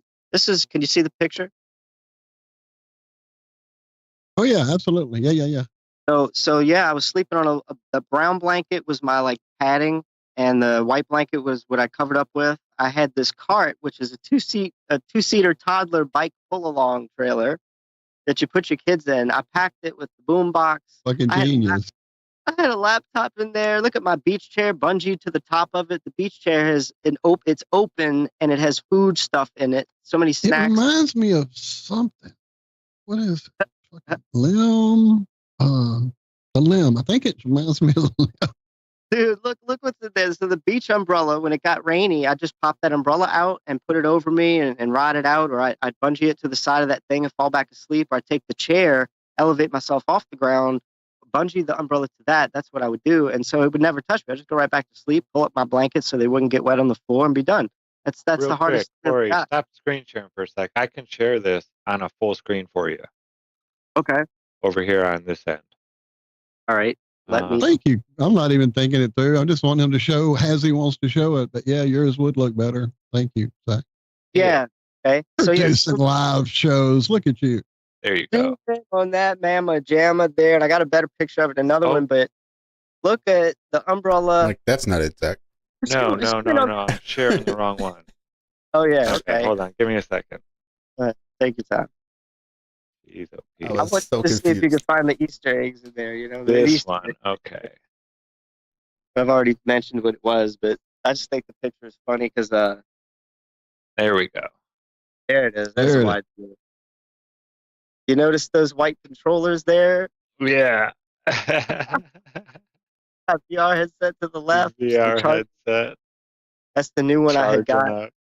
Yep. I had the bike, trailer, the umbrella, the beach chair. There's a look at zoom in on the beach chair and what's opened. There's a boogie board in the back hanging out at the top. Yep, right above all that, like at the top of that picture. I see a hitter. I see a one hitter, I believe, laying there on the blanket too. Electronic vape right there, a THC vape. Yeah. Oh, it's a vape. Okay, it looked like a one hitter. There you go. There's the boogie board. Yeah. Board, right. Well, that thing had. I had a laptop in there too. I had a guy that got a laptop from somebody, and he couldn't figure out how to work Netflix on it, so it wouldn't play any videos. It was so old, so he sold it to me for a Coke and 2 packs of cigarettes. So I ended up doing actually some AI art with that laptop. I was reached out to by Alex Michael, our music conspiracy guru. Mm-hmm. And I made his album art cover, the Black Sheep album. So nice. Yeah, that blew my mind when you told me that yesterday. I'm like, dude, I love that cover. That's fucking great. He supported me on this journey, and got to I got to do that for him. I was very honored to do that, and it worked out for both of us. Actually, I was stranded at the frickin' hotel when I went with a friend of mine. We were gonna go spend a couple days at a hotel, and which I got a picture of. You could see if you see me at the pool on the right. Yeah, right there. Yeah, awesome. that pool was so awesome. You making the homeless life look pretty fucking grand, my friend. Oh my goodness. Those shorts, I got those shorts on my birthday. Some guy was like, "It's your birthday?" I'm like, "Yeah." He's like, "Bro, here's some shorts. Here's the beach chair. Here's a big joint. Let's go dig up the alcohol I buried on the beach." What? Get hammered together and pass out in the Hilton. They kick us out twice. It was fun. That was one of the only crazy things I really did. After that, I'm like, I can't do that shit. Real quick, before we get back too far back from the ground sleeping, I see a bunch of people in chat talking about being like, yeah, dude, best sleep in life was in a tent from Thunder Chicken, grounding, sheet, fucking plug it in the wall from Chilster. David M saying sleeping in the cold is good for inflammation. Or he said inflation, but I'm sure he meant inflammation. Beds hurt you and the springs drain you. Dude, duh. Never thought about what the springs were doing, David. That's crazy. Sorry, Yeah, I want to. David healed 5 discs in his lower back sleeping on the ground. So yeah, dude, shit. I guess I'm gonna have to get a tent. I bet, dude. I felt great. And I've spent most of the time actually just in the chair. My feet were on the ground, but that's good enough, just being in that little beach chair. So that's all the stuff dug out. You can see the boogie board. You see the boom box I had, the backpack I had, a couple of backpacks with me. The green thing in the cart's my laptop. This was me taking it out, reorganizing every once in a while. It would just get too wonky. But that was the everything, dude. And I have most of that stuff still at a friend's house I met out there. Really nice woman that did the flowers for the Hilton and all the other hotels. She took me in, gave me a shower. I spent the night with her friends, had a really cool, did some Reiki on her friend, things like that. It was awesome. So a lot of that stuff I get to go right back to: boogie board, boombox, laptop. I'm gonna get a new bike and a new cart and start all over. So yeah, back to the artist thing. So I'm sitting here after I made money with the poi. I'm like, I'm watching my friend, my mentally ill friend. She painted. She had canvases and stuff. So I'm like, I want to paint. Yeah, I want to paint. And I'm like, I want to paint like rocks or something. That's what I want to do. So about a month goes by. I'm sitting here telling myself I want to paint rocks. This guy ends up showing up, and he's got like a half a blunt, and he's like, man, you got a lighter? I'm trying to light my blunt. I'm like, yeah, I got a lighter. So I smoke with him, and then he pulls out a painted rock and shows me his Pokemon ball rock he painted. I'm like, oh, it looks like a Pokemon ball. Yeah, that's what it is. I'm like, dude, you can make money. He's another homeless guy, right? Freshly homeless. And kind of on the same kind of mission I was on. He's like, I just feel like I have to do this to experience it, right? This is where he was coming from. And the spiritual thing. So I was like, dude, I like your energy. I'm like, come, let's paint rocks together. Let's make some money. He's like, what? We ain't gonna make no money painting rocks. That's the first one I painted. Okay, that's where it started. That's what. Numero uno, right there. Terrible, dude. No, that's how it starts, right? That's how it started, right? So I included that one to show. I'm glad you picked that first. Yeah. So we painting rocks, and we go to this. There's a little bucket. That's kind of my setup out there. The tips and thank you, and that was a pirate rock. If you want to zoom in on that. So we, there was a Pokemon gym in the Pokemon Go game right down a couple of blocks, and they had a little a crab attraction at the beach right there. So we were like, dude, let's go paint there at the Pokemon gym. It's sure to be some Pokemon. Dude, I did not know you were a Pokemon aficionado. I didn't. We should have been battling, dude. Not at all, but I thought this is perfect. It's gonna work. It ups our statistics, right? That you even knew there was a gym down the street, though. That's just nuts. Yeah, well, I think he did. I think he was kind of into it. So he's like, "Hey, there's a Pokemon gym right here." I'm like, "Dude, no way. Let's go. That's it. You said it." So we go there, right? We made $45 that day. He sold this Pokemon ball rock for $25. He was like, "Dude, this it took me 5 minutes." There's when I was painting. Yeah, you were getting into it. When I was painting, that dude that you see in the sandals showed up. He's like, "Man, I was at the store one day. I bought all this paint, and these brushes, this palette. I don't know what the hell I bought it for. I just felt like I had to buy it for somebody else." He came and handed it all to me with that hand of weed too. Dude, that's. Tell me, I wasn't on. Yeah, you were meant to be in that spot at that exact time, right there. Every day, brothers. Every day, I was reminded I'm where I need to be, and it was beautiful. It was beautiful. That is beautiful. I mean, that picture says so much. And man, so we're painting. The first day we made 45. The next day we made 80 something. He's like, dude, this is real. I was like, yeah, we started to split off. He went and kind of did his own thing. My best painting day. Now that right there was, let's see, that's what I was trying to turn into an eye. And I used AI sometimes to make my stuff. Like I take a picture of that and then I put it in AI and click the next one. I told it make that into that. So I was going to try to paint that from Love that shit, man. And that's AI generated. That's the one I want.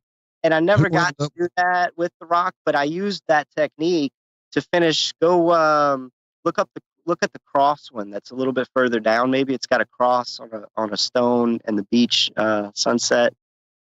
I don't see it there. There it is on the right. Oh, right here. Yeah. That one.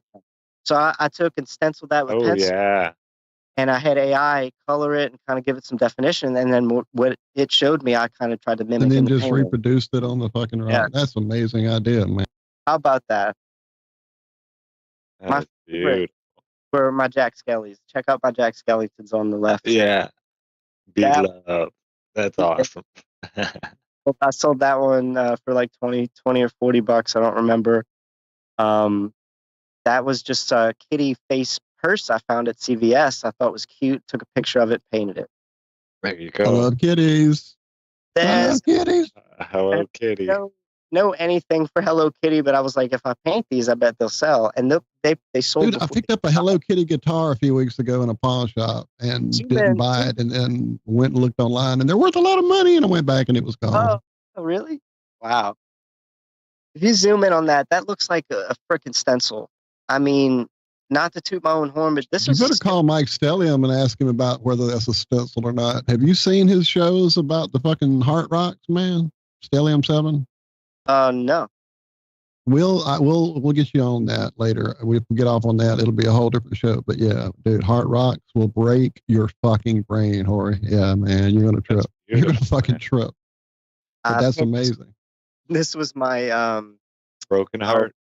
I forgot what the hell I called it, like my broken heart, my bitten heart or something. But this symbolized the breakup for me because that rock was chipped right there. I'm like, I'm gonna paint it like it's a bite taken out of this thing. Mm-hmm. It looks That's like awesome. it is great. There's Yeah. even almost a fucking molar Pinky. indention there to the right. You saw, go back one to it. Yeah. You see the indent? Yeah. And it's purple too. It's a little more purple right there, like fleshy. Mhm. And the little one to the left, the little guy with the shoes on, it's one of my favorites. He's the Oh, Pac-Man. yeah. When Yeah, they that's go off Pinky. screen, Pinky they Is go- that Toad. Clyde or is that Pinky? Oh, Pinky, of course. when they go off screen, and Clyde they, was blue. him Fuck, I don't second. remember anymore. that's what they do. They pull their little legs out and they. So I got a couple of Pac-Man rocks. I got the beach sunset. That's real sand on that rock. Wow. And So, you did this? That's yeah, not and dude, AI? No, that's me. That's one of my first. Wow, dude. That's I was That's just great. talking with It's- Nemo about a friend of mine in college who used that idea of that swirly layering of probably, what'd you do that with, a toothpick or something to put that water? What I did was I made the paint really goopy and Yeah. smeared onto itself, but barely. So it never blended with each other. It just pushed onto each other. Right, that's the trick, keeping the layering. Yeah, It was hard. I discovered that. Shout on out my- Nemo's got some great artwork. If you guys haven't seen it, I'll drop a link. Hang on. Cool. But doing this, dude, I have no skill in paint. I had no skill. Never touched a paintbrush in my life.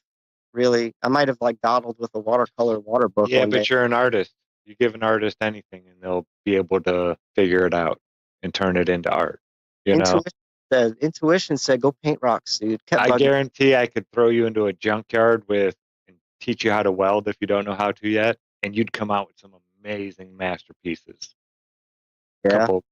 Give you a couple grinders, a welder, and yeah, you would, dude. I could just see you, Horry. You're one of those types of artists that could take anything and turn it into an art piece. Thanks, man. I don't know if I give myself that much credit. God gave me this skill fast. From September to like October is what you see in that rock, dude. That's Yeah, 3 that's- months of painting. That's I awesome. can't even believe it. I can't even claim it. You know, it's wild. So I'm very thankful that God gave me a gift to. I was selling those rocks, some of them for. I try to get 10 a rock. Wow. That's all I wanted. And people mostly would give me 10. I've sold some for 1. I've sold some for 5. Some of the little kids. Some people would give me straight up 40. I got 60 for 1. I got 80 for 1. Wow. My best day. Check this out. I'm sitting on a bench painting. Have my rocks and my sign out. I'm looking up their sign. They're putting a signpost on the light post. They're putting a sign hanger. I'm sorry, and a little spot for a banner. And I'm like, I wonder what's coming. Some events coming, you know. And then I see them setting up a big platform in the beach right in front of me. Big stage, hanging lights, rafter things, sound systems going up. I'm like, whoa, it's a concert. And then they put up the banner. It's a Christian concert. Boy, I started painting crosses and hearts on rocks as fast as There you go. There you go. You got to know your audience, right? Exactly. So I sat there again when the concert started. I had some cool crosses like the one I showed you on that, and I people would drop more donations than anything. I only sold about 4 or 5 rocks. I made $256 one night, and then 296 the next. Wow. I had over 430 Wow. in my wallet, 530 in my wallet. It was Memorial Day that Monday. I had to sleep in the bushes with a wallet that was so padded with dollars, and it was ridiculous. I was like, "What is this life right now? I mastered this life." Now, what are you doing with this? That's cardboard. I can see So the lines in it. that's cardboard. That's what I first started doing with colored markers. I thought this was what I was going to do. Marker. Okay. I wanted something. When people would give me money, I didn't like how that felt. I wanted to be able to give Mhm. something to people, and so I started making these. I call it bubble art. It's just tiny little bubbles colored in, or did it. It's my own special, unique thing. And I've did this since kindergarten every now and then. So like I figured, yeah, I'll do these, and I gave that to the ladies at the bank. And But you won't imagine, Horry, but I have things that I've gotten from people in my little box of my important things, right? yeah, And it's those things. The little Jesus loves you that the lady was handing out. It just got a little piece of yarn through a piece of paper that says Jesus loves you on one side and happy something else on the other side. I forget what it even was. She was selling them for $1 or a donation. She was giving them out and give a donation if you would. I think yeah, I gave her $5 or $10, something like that. that's awesome. That's But awesome. yeah, that's something that I hold on. I'll always remember that lady out there and just Mm. that little thing she made. You know, Yeah, and I know I did that for a lot of people. There's a lady that her little girl came up and she saw the Hello Kitty rock. Well, she not the Hello Kitty, but the kitty face with the eyes rock, the whiter one. And she fell in love with that thing. The lady bought it for her, and she come back like a couple days later. She's like, "My little granddaughter loves her kitty rock. She wakes up every morning and gives it a kiss and brings it everywhere." Yeah, yeah. And that did it for me, dude. That's worth the $5 that I got for that one.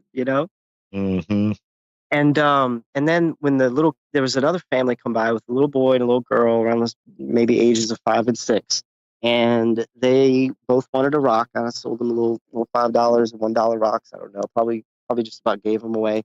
And they come back a few hours later. They had been bugging their mom to come back and take a picture with me because they loved my rocks. They loved the rocks. So the mom's like, can my babies take a picture with you? They keep asking me. I'm like, yeah, absolutely. It melted my heart, right? And that was one of my earlier ones, man. I was trying to get the sunset colors right, with the clouds. But Yeah, like, hey, we learned to crawl before we walk, right? and We the saw beach, what you started doing eventually. yeah, You yeah, know, yeah. Little. That was that another, one's pretty awesome. right? Different technique I tried for the sky. You could see that. That's what I was mostly working on was my sky. I like trying to make the water like that. So the little kids take a picture with me, and I think this is the perfect day out of every one of the days. Made me the happiest doing that. And I'm standing on the beach, looking at the beach, going, "Thank you, God." Giving thanks was very important on this journey for manifesting the things that happened.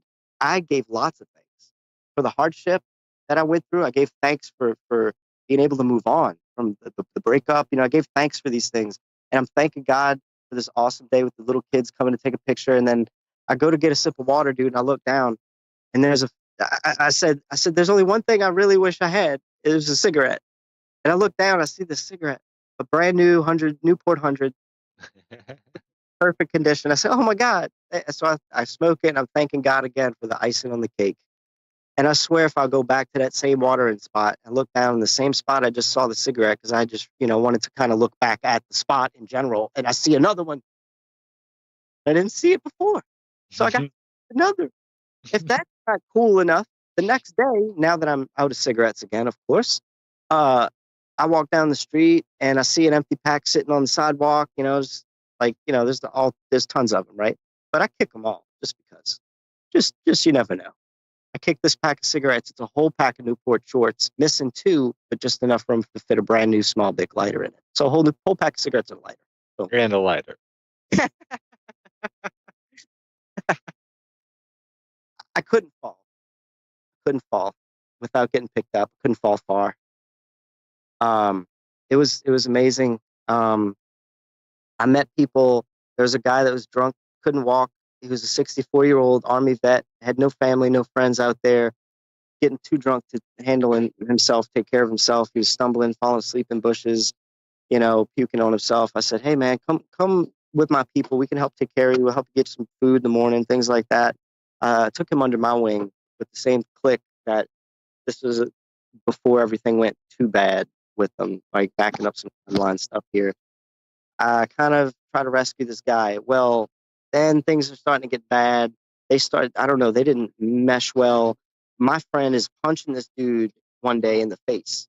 And I'm like, dude, what the hell are you doing? He's like too old. He's drunk. Why are you hitting this guy? Like, what's wrong with you? He's like, well, he said something, blah, blah, blah, blah, blah. I'm like, no, you're probably delusional. Like, get off your shit, dude. Oh, maybe you're right, So this is going on. So the next morning I have to say, look, I got to get this guy out of here. My friends are going to beat him up one night or something, So I wake him up in the morning. He's sleeping in the bushes out by a public restroom. Wake him up in the bushes. Say, hey, I think his name was Don. I say, hey, Don. Hey, I kind of startle him a little bit. I said, look, man, I don't think so-and-so wants you here sleeping in his spot because this is where that dude that keeps hitting you sleeps. And he's like, oh, okay. So can I help you get to another spot? And he starts to talk to me. And all of a sudden, dude, he goes into a full-blown, I guess it would be a grand mal seizure. I've never seen nobody have a seizure, but this curling. It's scary. Yeah, dude. It's eyes rolling back, moaning, groaning, having trouble breathing, everything shaking. I'm like, oh, man, shit. So here I am, tons of people around me looking at us, peering in through the little bushes. I'm just like, there's just some shrubs blocking me and probably 100 people that are trying to wait in line at the bathroom. And I'm just listening to God. God's like, put your knee down, turn him over to his side a little so he can breathe, cradle his head, keep his airways open, use my other hand to call 911. I just did the motions I was told to do. Got 911 there, took care of him. They gave him seizure medicine. I saw him a week later looking like $1 million. He had been limping too. He had a bad infection on his foot. I forgot to mention this a couple of nights before this happened. Bad infection on his foot. And I said before I went on this journey, I want to help people in the darkest of places when they have nobody. And when I found myself spraying antibacterial shit on his ankle and patching him with a Band-Aid, that's when it really hit me. I'm doing that. And then I wake him up, help him get to the ambulance that next day, whatever, and see him a week later walking, no problem. His ankle's better. He's dressed in new clothes. He's gotten a shave and a bath. But where's he headed? Can you guess where he's headed? Liquor store. Yeah. Yeah. So alcohol's man. Wicked mistress, man. It is. They call it spirits for a reason. Mm-hmm. Yeah. I had one guy, here's another scenario like that, of trying to elevate somebody, trying to help him. Guy's name was Alex. He kept coming up to me, needing to use my phone to call his caseworker that apparently was supposed to drop money in his account, yada, yada. Could never get in touch with the lady, kept leaving messages. I wasn't getting any messages back for him. Every day for 2 weeks, he'd come up and check on me. He'd, give me a little bowl of weed to use my phone, stuff like that. It was a friendship, mutual thing. Anyway, I'm dude, why is this lady not calling you back? I said, let me call this lady. And I could tell he's not 100% there, so I was just real nice to him, letting him use my phone when he needed to. But this time I was like, I'm going to take it into my own hands. Called the lady right after he called, and I heard everything. It just went to a voicemail number system. But when I called, I got a voice. And I was like, hey, I'm trying to do this for this guy. He needs to talk to you, yada, yada. I got the guy $200 a week from his caseworker. He was set to have a life after that. $200 a week. That's easy life.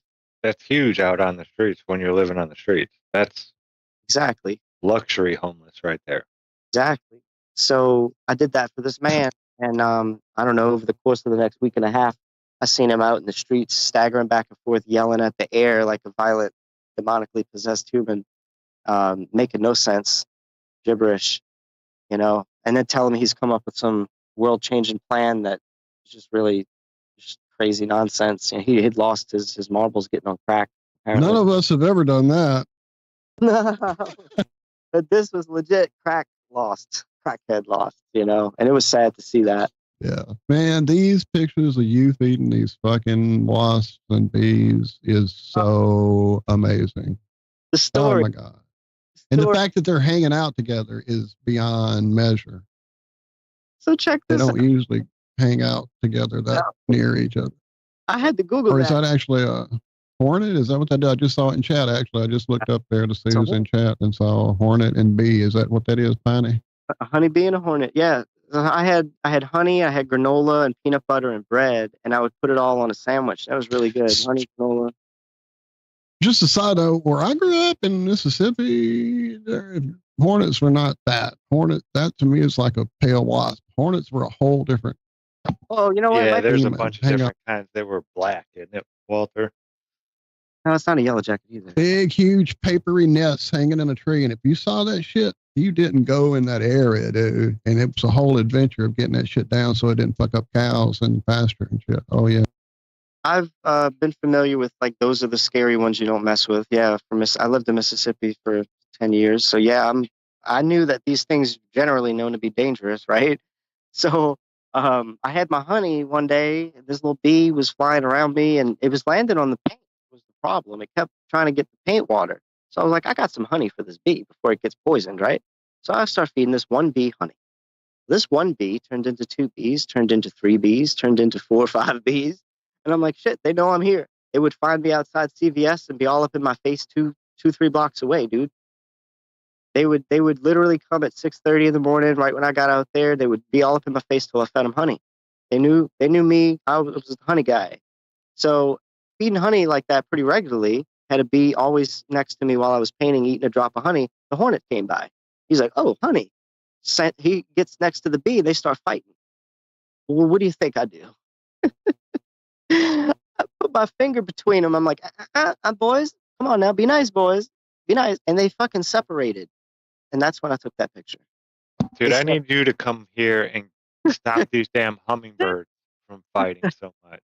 Because I just quit giving them the stuff. It's like, if you guys can't be nice. You almost can't do that, dude. Like, and it's usually a bully one. Is that what it is? One yeah, bully it's one the is golf like ball. the rest of them? There's a golf ball size one that just rounds. Yeah, chasing all the other ones away from the feeders. Fucking A. 3 feeders out there, and nobody can touch any of them. They're all his. Oh, yeah. That's funny. Yeah. My mom used to fuss at him about that shit. She would fuss at little Patty.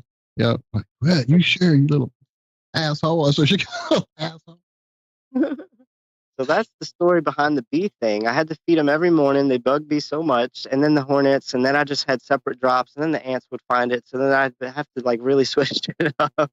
It became a thing. People were like waving them off when they'd walk by. I'm like, oh, wait, they're my friends. And they're like, ah, you know, I'm like, I got to stop or something. It became a problem.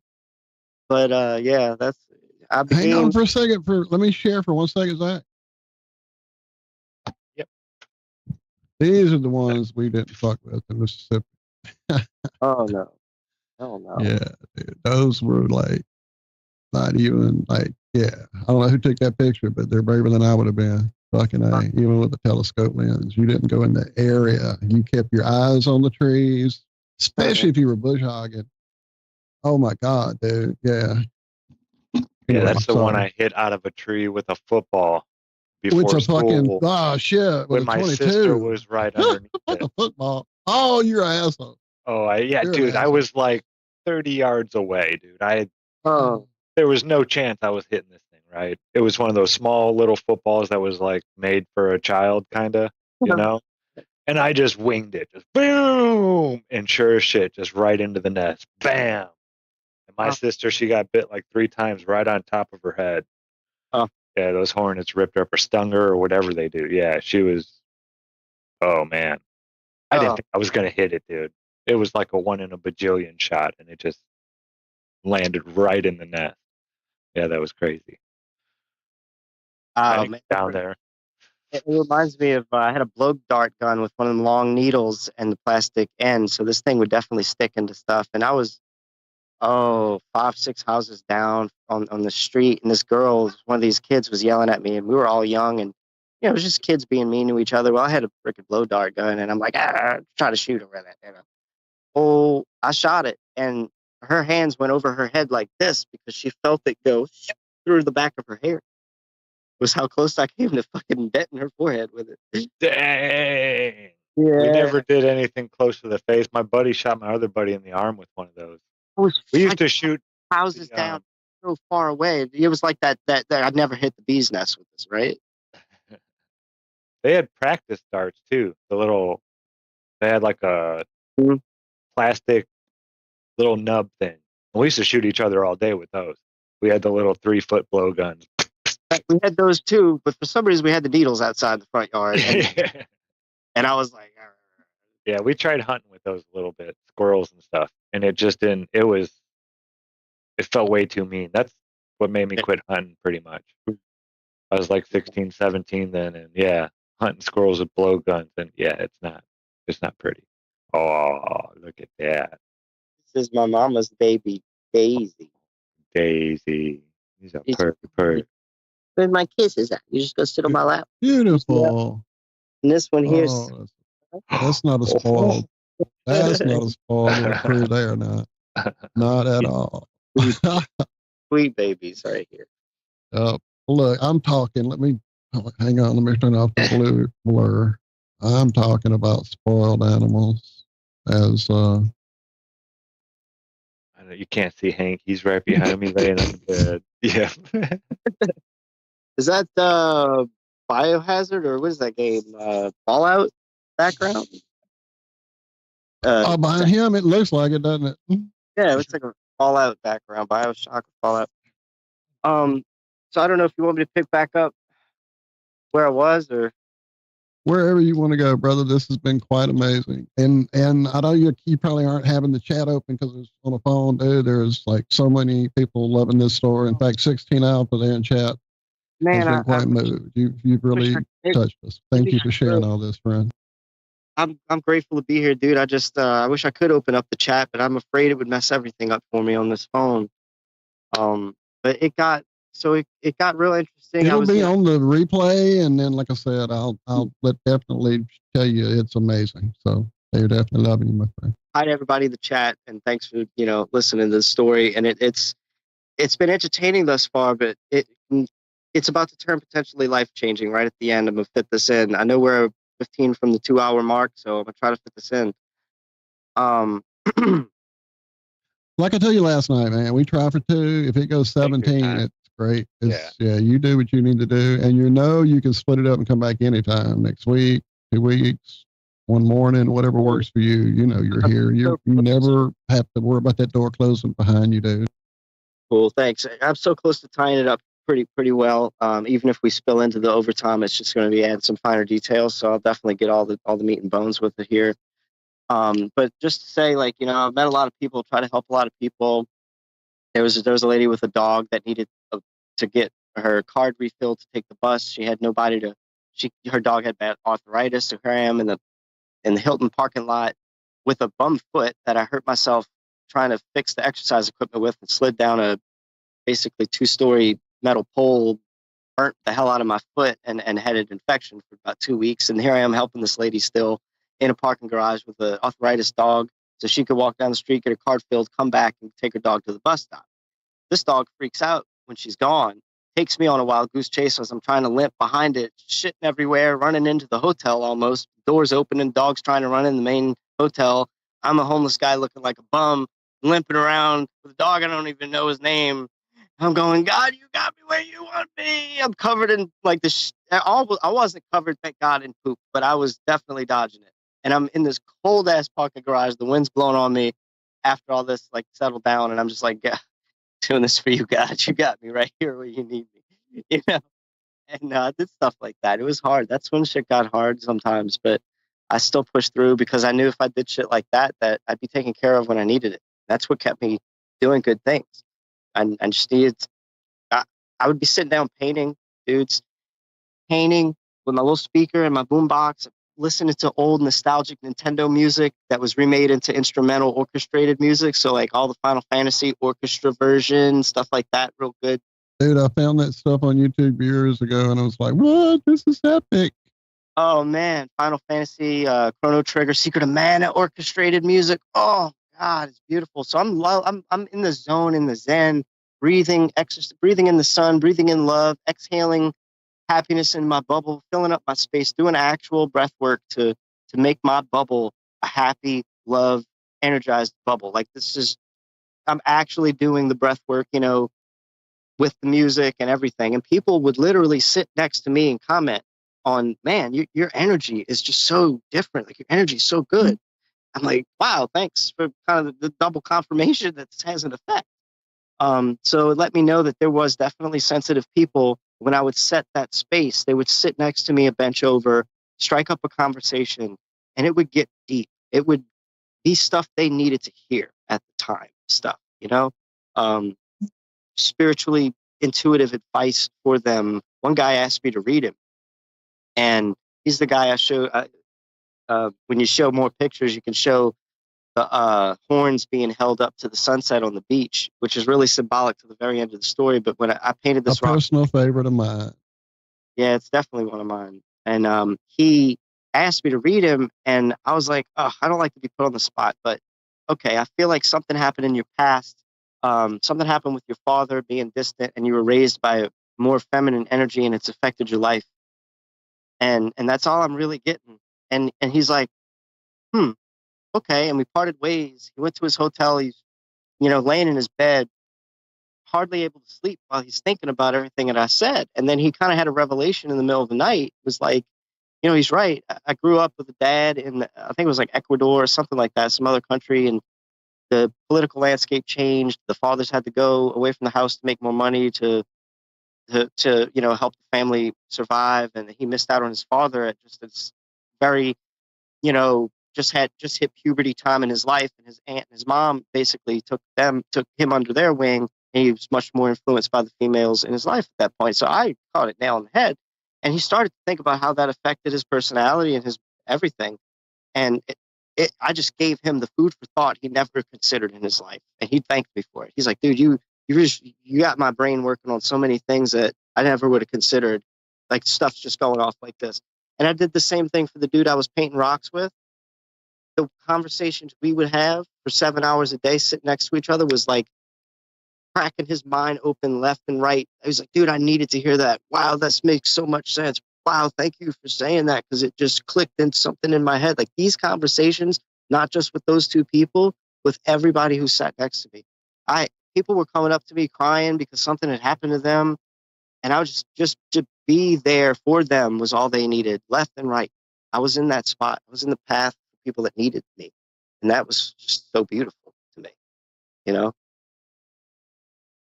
When you open yourself up to that, dude, it as you all have said how many 15 times, 30 times about manifesting. I mean, when that is the intent you have set on your path, then yeah, it definitely will be there for you.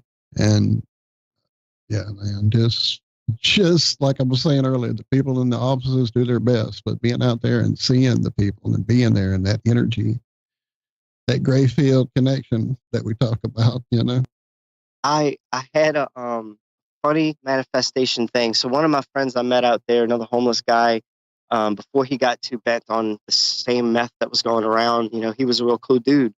And for the first 2-3 weeks, and I was telling him how I'm manifesting left and right. Good things are happening to me left and right. And he's like coming along to believe in it. And one night he literally goes, you know what? I just got a feeling I got to go to the 7-Eleven and hit the Queen's machine. This is where you could gamble and get money for, it's kind of like a slot machine at the 7-Eleven. So he goes there. Turns out somebody had left a $200 and something ticket in the thing, didn't cash out. He just hit cash out, had $260. Boom. He comes back. He was like, dude, you'll never guess what happened. I'm like, I'm talking about this manifestation stuff, That's man. some intuition right there, man. Yeah, that's a manifestation. Followed your intuition, and you did. It was all that. Just pay attention to the subtle things. This world is subtle energies, and we're creators and all this. So he got to taste it. And anyway, it got funnier. He kept saying, man, we need to get an air fryer. I'm like, what the hell are the homeless people going to do out here with an air fryer on the beach, man? We homeless, man. He was the guy to carry all kinds of shit we didn't need. He had a big LED light strip, 20 feet long, big. Says the guy with the LED VR headset. I'm just fucking. No, no, he smoked everything he had, but he brought some unnecessary stuff on his first homeless journey. But dude, he was like, we need an air fryer, and I was joking with him for about 2 or 3 days, joking with him. It's just too much of a luxury to have. What the hell are we gonna do with that? Well, we could do this and that, bro. Come on, I'll go down to Best the beach. turkey I ever cooked was Best- over and Dude, over. I was fire. about to say, dude, those. Oh, I was gonna say I've done some crazy stuff just playing around with the air fryer Michelle got for Christmas 2 years ago. Just going, well, I wonder what this will do if I throw it in there and do some of these weird settings. So Got one it can here. turn lunch meat into something crazy good. Got one here. I love it. And so I'm sitting there like, dude, what the hell are we gonna do with a big ass air fryer? He's laughing, and I'm driving down the boardwalk on my bike. I happen to look under a bench, and it just was a white plastic bag under a bench, but it wasn't blowing away. So there's something big in it. I'm like, what the hell is that? I go, and there's Fuck out nobody, of town, dude. nobody around. I'm looking around, and nobody looking at it, looking around and keeping in view distance from it. I go in there, I look in the freaking thing. It's a Ninja air fryer. Ninja air fryer. It's got a little grease and sand And stuck. then you got the pimping one, right? That's pimping. That's bad boy. That's a top level one, right? $100 air fryer. Those are not right. They're not fucking cheap. I brought that thing on my shoulders. Hey, buddy, look what we got. He's like, no way. Imagine his face. That's the power of manifestation to the extreme of that. Come on, guys, but it's real. What are the odds of that? Who brings an air fryer to the beach? There's no outlets anywhere to do anything with it. What's it doing there? Then to make no sense at all. I was waiting for you. So that's the kind of stuff that happened. Now, I got to be thinking myself, this is great. Helping the homeless people shit wasn't working out at this time. I figured that was not really what I'm there for. I'm able to make money. I'm able to go to the dispensary. I'm able to find the medicine I need to smoke weed, every day and feel happy. And if I didn't have that, I was looking on the ground, roaches. I'd find roaches everywhere. So free weed is on the ground. I could just take a walk down the boardwalk and fill up a cellophane pack. I was loving life. It was just, Honor from heaven. I had no shame. I had no shame. I had no shame. You're good. So I get to a friend of mine. I'm sorry. I thought I was muted. I'm fussing with spot. Bender. He keeps stepping on everything, including my mute button. My bad. Oh shit, that's all right. So I was like, at this time, thinking, what am I really here for now? At this point, I've mastered surviving. The weather doesn't bother me. The cold ain't. I had so many blankets by the time it was in December, I think, when I left. So it was getting cold. I was comfortable still.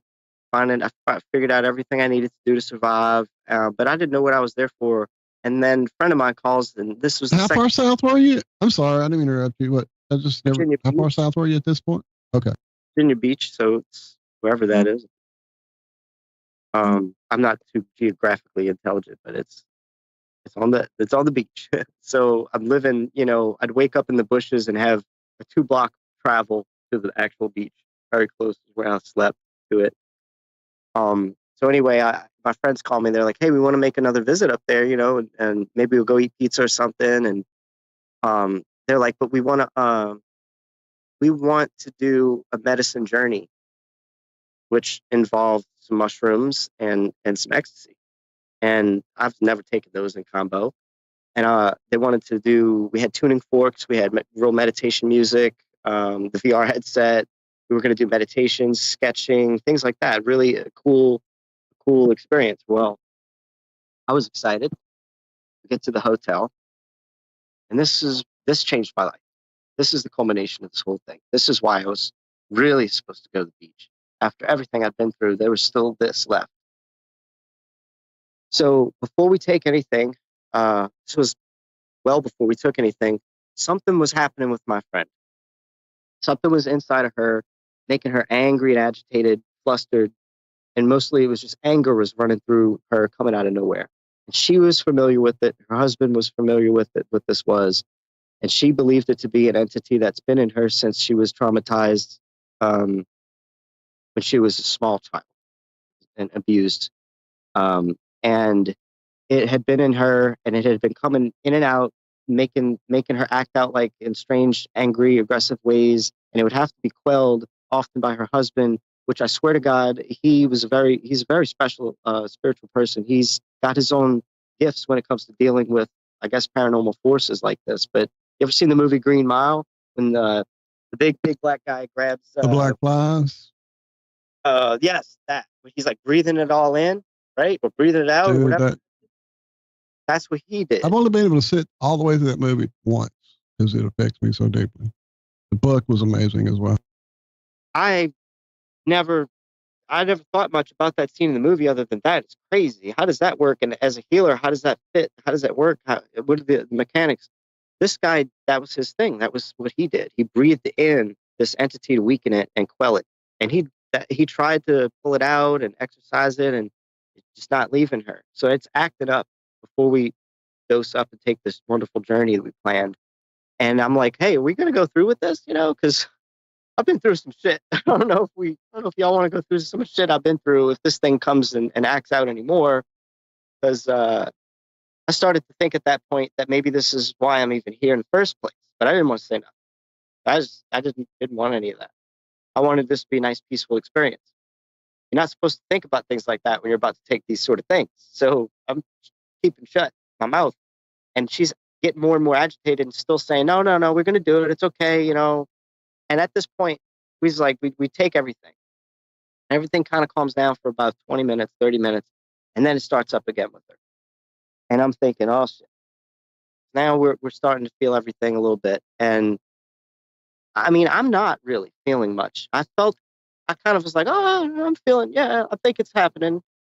But the visuals weren't there. Nothing was getting wonky or colorful, nothing like that. So I was kind of on the edge. But when her husband got up and walked over there and started getting hands-on with his wife, and starting to do this breathing thing, that's when I first seen it and was like, I think I know what's going on here. Like, they didn't really go into much detail about this thing being like another entity. Like, she had talked to me about them dealing with an entity before, or maybe she did tell me this was another one. But when I seen him getting hands-on, I couldn't just sit there and watch it anymore. And I was like, I know what I've been through. I know what I've done. And if I have to help, I'm here doing it. And the sense of authority that came through me was a very familiar thing. It was like almost something channels through me and just gives me information on how to deal with these things. Just like I was having to do for the guy that had the seizure. It's just like that, like downloads. It's like my words were, okay, guys, I guess I'm clocking in.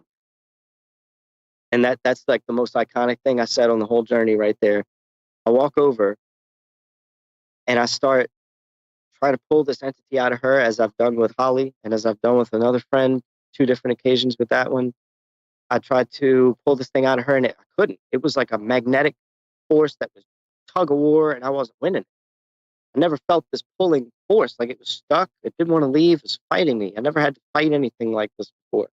And not this difficultly. So I was confused. I'm like, well, shit worked last time. You know, what do I do? I was confused and I had no answers and I didn't want to show it. So I said, all right, guys, I'm going to go outside. When I come back, I'm going to have bigger weapons for this thing. And keep in mind, this thing had been acting out in her where she was standing up, getting like real angry face and staring me down. It was staring at me, getting angry about my presence. And I just kind of in the back of my mind thought, you know, if this is one of those moments, I understand why it's so angry at me, because I've had experience pulling things like that out. So I go outside and I stand and look at the sun and I ask God, I'm like, God, what do I do? I don't know what to do. God said, Spirit spoke, said, instill her with divine feminine love and power at her core. So that said a lot to me when I heard that. I started to like get some secondary downloads, and this thing was sapping her feminine power, and it was rooted into her. That's all I really gathered from that. And so I knew what flavor to put on this energy. That's all I kind of knew. I went back in the room. I see her husband handing her a bottle of water, and as soon as she grabs it, the light bulb went off. I said, let me see that water real quick. I grabbed the water, I intercept it. I faced the sun, the window was open and everything. Now keep in mind, I got to back up a little bit. At this point, I had been filling up the room with white light and love as best I could, drawing it from this open window. And every pull of energy I did in the room was making this thing more and more angry. And it was to the point where I realized I knew I had a bubble, barrier, protective field of white light, but this thing was in it, and it was just pissed about it. And so she was getting really angry. And I took the water, I faced the sunlight, and I asked God, the angels, anything out there, my spirit guides, my higher self. I said, look, let's fill this water and infuse it with divine feminine love and power. Unconditional, divine feminine love. I filled that water. I transmuted that water. I did my little prayer, whatever the hell I've done in the past. I've had experience doing stuff with water under the effects of MDMA. I filled up a bottle of water in a shower with a girlfriend and poured it on her, and I made it feel like orgasmic, and she felt it. So it translated. So I remembered that parlor trick, took it into this experience, and figured this might work too. So that's kind of what gave me a little confidence. I did this with the water, and I handed it back to her, and it was like a movie. It was like a movie. She did not want to drink this water. She went into a shaken fit holding the water. The water was shaking out the end. She was putting it to her lips. She was like, it was like holy water, dude. Finally, took a sip. I thought she was going to spit it on us. Took a sip, swallowed it. I made her take 2-3 more gulps. Very hard for her to do. 15 minutes later, the anger and the aggression calmed down noticeably. And it was at this point that this thing inside of her, now at this point as well, the husband and I had pulled each other to the side at one point and said, hey man, can you tell who's driving her boat right now? Is it the entity or is it her talking sometimes? Because I think it's going back and forth. And I'm like, yes, it's definitely going back and forth. We're on the same page with that, right? He's like, yeah, I can hardly tell who's who at this point. I said, yeah, we're on the same page. So 15 minutes after the water, she's calmer. And she says, the entity says, through my friend, she says, I feel something. I feel something I've never felt in a long time. And she was real confused about that. And I looked at her and I said, look, this is when I started asking some questions. But I played this very strategically. And again, these downloads, the spiritual warfare that we in is a chess match. I had the bluff to go out of that room, came back and said I was going to have bigger weapons. I didn't mean that, but I did, luckily. But the chess match was that I tricked her. I lied. I didn't tell her what I did with that water. I just made her drink it. So when she was like, I feel this. What is this? And then she goes, I feel love. And she was so confused that she could feel love. And she says, I haven't felt this in such a long time. And I was like, well, let me let the cat out the bag. I said, I tricked you with that water. And I was like, did Lucifer trick you in the very beginning? I said, first of all, I asked it, like, what are you? Are you a demon? She said, yeah, I'm a demon. I said, so you were originally a fallen angel? Is that true? Or she's like, yeah, I was one of the fallen. You were tricked by Lucifer in the very beginning, right? Yeah, tricked away from doing God's bidding and to do his bidding. She tricked us. He's a masterful liar. I tricked you too, just like you were tricked. But I tricked you with love to reverse everything. And in that moment, that understanding, it began to start accepting the fact that I did want to help it. We were talking amongst ourselves at this point about maybe not just taking this entity out and throwing it back to the horde. We had all started to say, look, I think it was my idea, like, I don't think God wants to throw you into a pit of hell, and I don't think you want to go into the rest of the horde that's probably waiting for you. And when she said, oh, they're watching right now, I flipped. That was double confirmation for me because I felt like we were a stadium football game match and there was two sides. The angels and the demons were watching this one and the bubble was keeping it all out, right? And when she said that, I was like, oh shit, that's confirmation. All right. So we talked and I said, I think God wants to take you back and purify you. I don't think it's a bad thing. And I was like, this is a ticket that I don't think's been extended since the start of this war to any of you. any entities, demons, fallen angels. I think it's time we end the war. I think if you can get purified or become back what you once were, what army does Lucifer have left after that? When all of them accept the olive branch of love, he's got no more army. That's the key, guys. We got to love that hard and forgive with compassion, even fallen angels. Because in the end, if I'm right, that's going to end this perpetual, never-ending spiritual battle. We just keep pulling demons out of people, and they keep getting back to the horde, getting beat up. Because I asked this thing, why do you keep doing this? Why do you keep jumping bodies? You've done this for how long? Oh, thousands of years. I said, why? I have to. So you don't want to? No, I don't really want to. I have to. What if you don't? Well, it's a gang.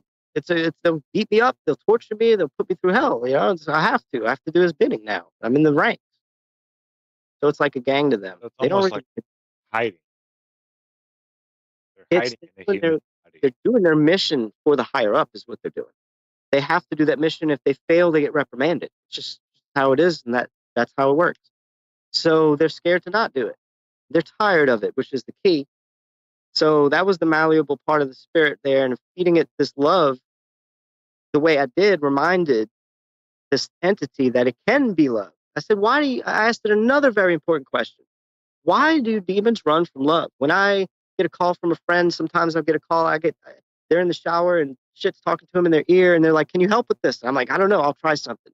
What I tried was the same, filling up that room with white energy and love, and it would keep those voices away from my friends. It would stop this stuff from happening. The ghosts would stop moving shit and everything in the houses for months at a time. So again, I used that trick in this experience. I had this stuff in my belt already, and here I am utilizing it for this event, trying to deliver a demon back to God. I didn't want this. This is why I said, guys, I didn't want this. And it might get a little weird. You have broken my brain in so many ways tonight. I've been writing notes down literally so I can keep up with what I need to talk to you about and all the different places you've been. And I'm so, dude, it's like, oh my God. But what you just finished with, Horry, look, my grandfather was a Baptist preacher. I grew up literally under the pews of a church. My uncles were deacons in the church. So I was exposed to it all. And when I became, I was reading it like two. I can show you pictures of me with books in my lap. I would eat, other kids are eating the pages. I'm trying to figure out what those figures are on them. So I was asking crazy questions in Sunday school. And once I understood that, Jesus forgives everybody except the devil, who, should be the most one to forgive if he was God's right-hand man and he was, all this stuff we're taught, like what isn't there like a little bit of a problem here? And Mom was like, okay, Walter, you have to stop with these things. At Sunday school, Grandpa was not happy with this. Yeah. How do you think the Christians that would approach me to make sure I got Jesus in my life, how do you think they felt after I shared that particular story with them and said, you guys need to bring this back to the congregation. We need to start loving everything. Oh my God, no. We're like, you're a heretic. That's but there were pairs. There'd be the trainer and then the like neophyte or whatever, the acolyte, whatever the newbie is. And the newbie would be like wide-eyed, listening to me, like taking it in, like striking a chord in the soul. And the other one would get angry. Like, no. Right. That's not how I translated it. From like years back. Oh, I'm sorry, Josh. I say that's not how I translated it. Jesus surrounds himself with the best people. I think that's how he does it. And if you're not one of the best people, then fuck off. I think that's all. Isn't that how it reads? Or did I misinterpret that somewhere? There might be a version out there like that, but I don't think that's in the original one. Hey, it's called The Message. Might be reading a bit more into it. So, how do you think I feel going through that experience, joking about it, like for a while after the Holly thing? I was like, guys, I think I'm a new age exorcist. And then that, and I'm like, oh man, is this legit? Because you can't unsee what you experienced like that. It happened, dude. This thing didn't leave her that night. It took we basically was like, we're putting this out there. The bridge is going to be open for some time, but not forever. Because if you don't jump out, we'll have to fix my friend. But we're giving you an opportunity here. And I kept saying, look into my eyes and feel my authenticity. I believe God's going to help you, not hurt you. And that's what really did it for this thing. It realized that I was something that wasn't just trying to say, just deceive it out or whatever. I was different from everything. And he said he's tried this before and it didn't work. So for him to see my process, he was fascinated in his own right, thinking, well, damn, I'm gonna watch. Well, that's one of the first things I want to get to that I wrote down about is this guy breathing in the entities. Okay, so I know breath work is hugely connected to these things. One of the worst experiences of my life is listening to a particular CD. I won't get into who it was because I don't want anybody to get into this experience like I did. I probably have told y'all before, but whatever.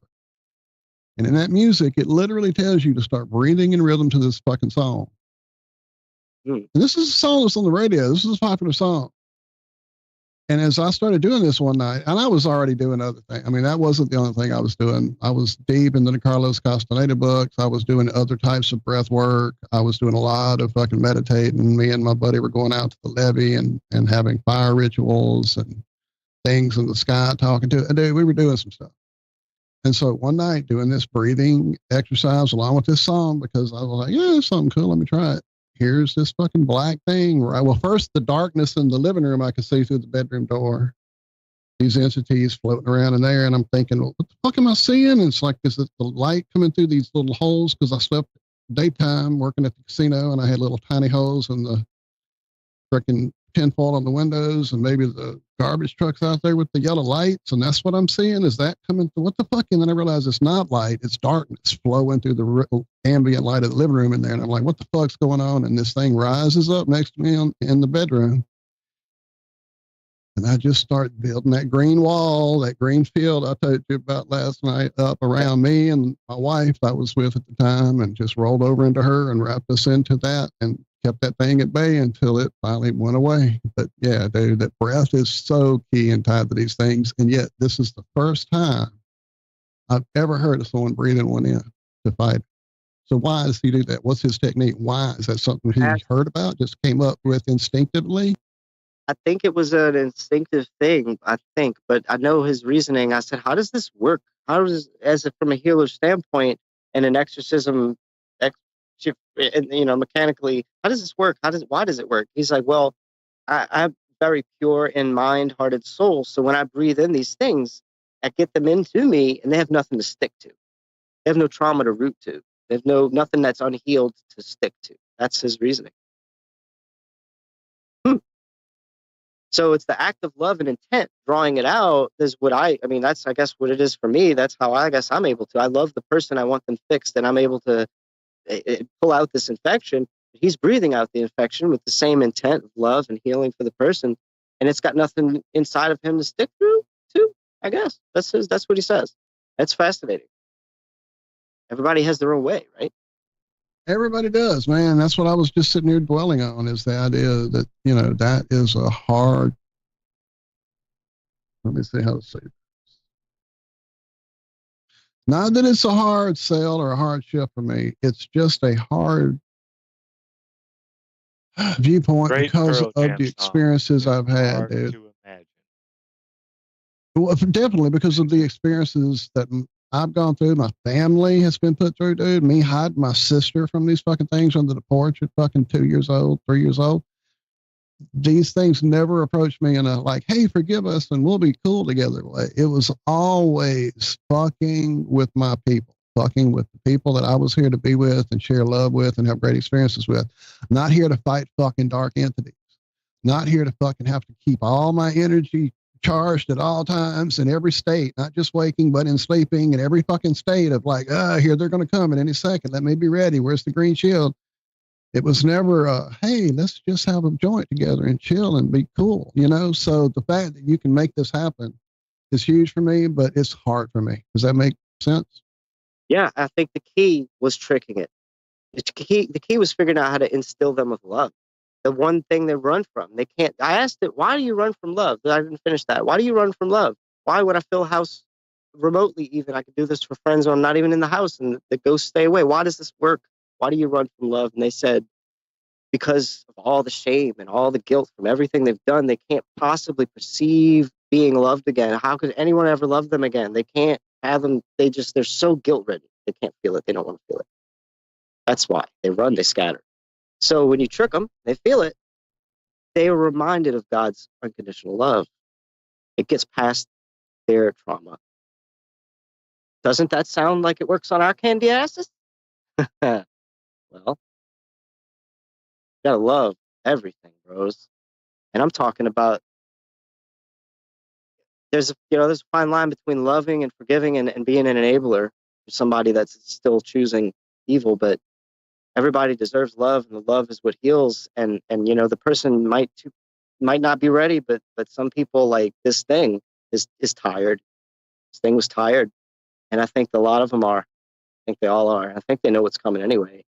So one of the most emotionally rending videos that I saw early on in YouTube was this girl who was being exorcised, and the thing in her just wailing at the betrayal and the promises made and the things it has to do to keep the energy coming, and just fucking like, I'm so tired of this and I'm done with it. So yeah, it's like I said, man, it's just hard to have been fighting them in so many different ways through so many different incarnations to just turn that off, truly.